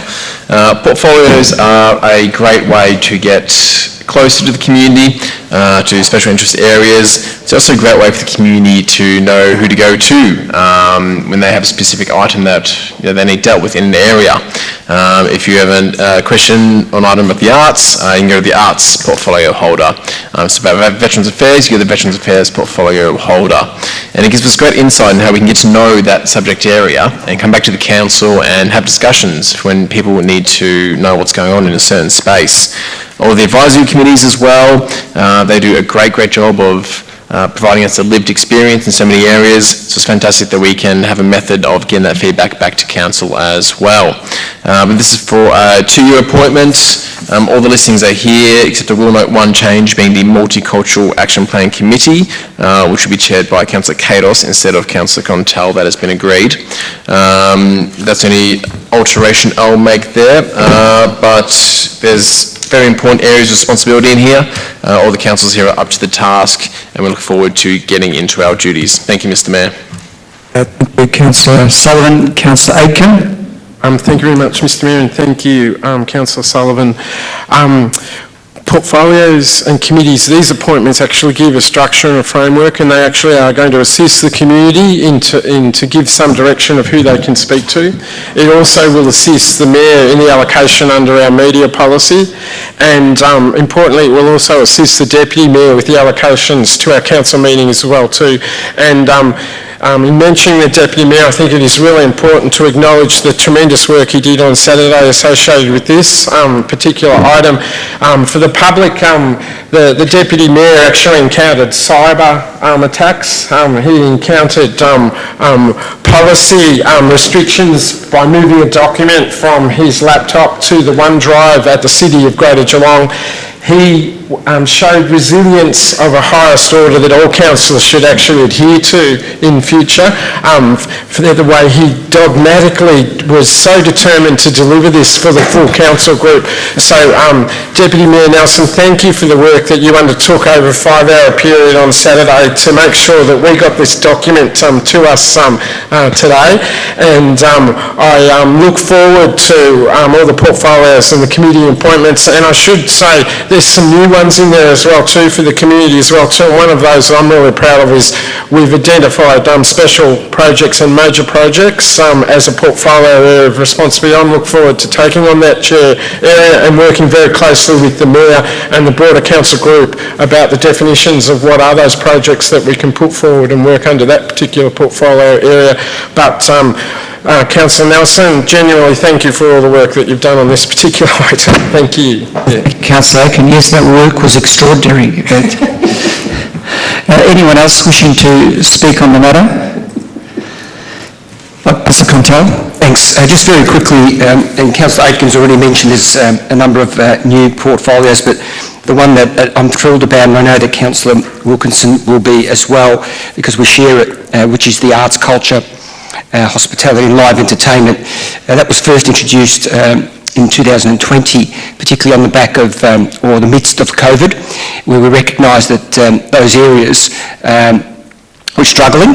However, they're continuing to recover, but we saw a lot of benefits that came out of that period when we had that portfolio in place, and really looking forward to working with those community groups in the Geelong region, and looking forward to sharing that with Councillor Wilkinson.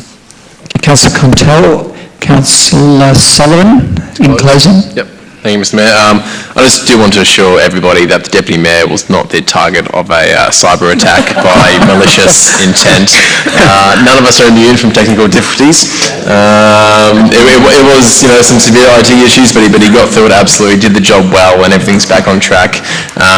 You can always trust that the Deputy Mayor and all the councillors here, including Councillor Aiken, have things under control, so it's fantastic. But happy to just move that motion and put everyone's fears at ease. Thank you, Mr Mayor. Thank you, Councillor Sullivan. So all those in favour? Against? It's carried unanimously. Then a couple of matters. We have planning delegations. So may I have someone move in a second for the planning delegations? Councillor Kados and Councillor Nelson. Councillor Kados.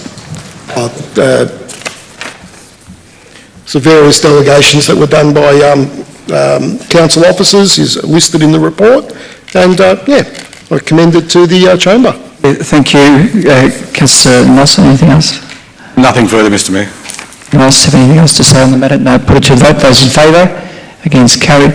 And then another procedural matter, the record of informal meetings of councillors. If I have someone move and a seconder for the record of informal, Councillor Wilkinson, Councillor Sullivan. Councillor Wilkinson. Just moving that that's been a series of meetings informally. Councillor Sullivan, nothing further. Anyone else? No. Put it to the vote. Those in favour? Against? Carried. Then we have, may I please have someone move and a second to consider the matter of 2024-2025 community grants in confidential session. I have a mover, Councillor Nelson and Councillor Sullivan. Those in favour? That's against, carried unanimously. And also similarly, may I have a mover and a seconder to consider the matter of a legal matter in confidential session. So mover, Councillor Sullivan, Councillor Story. So those in favour? Against, unanimously.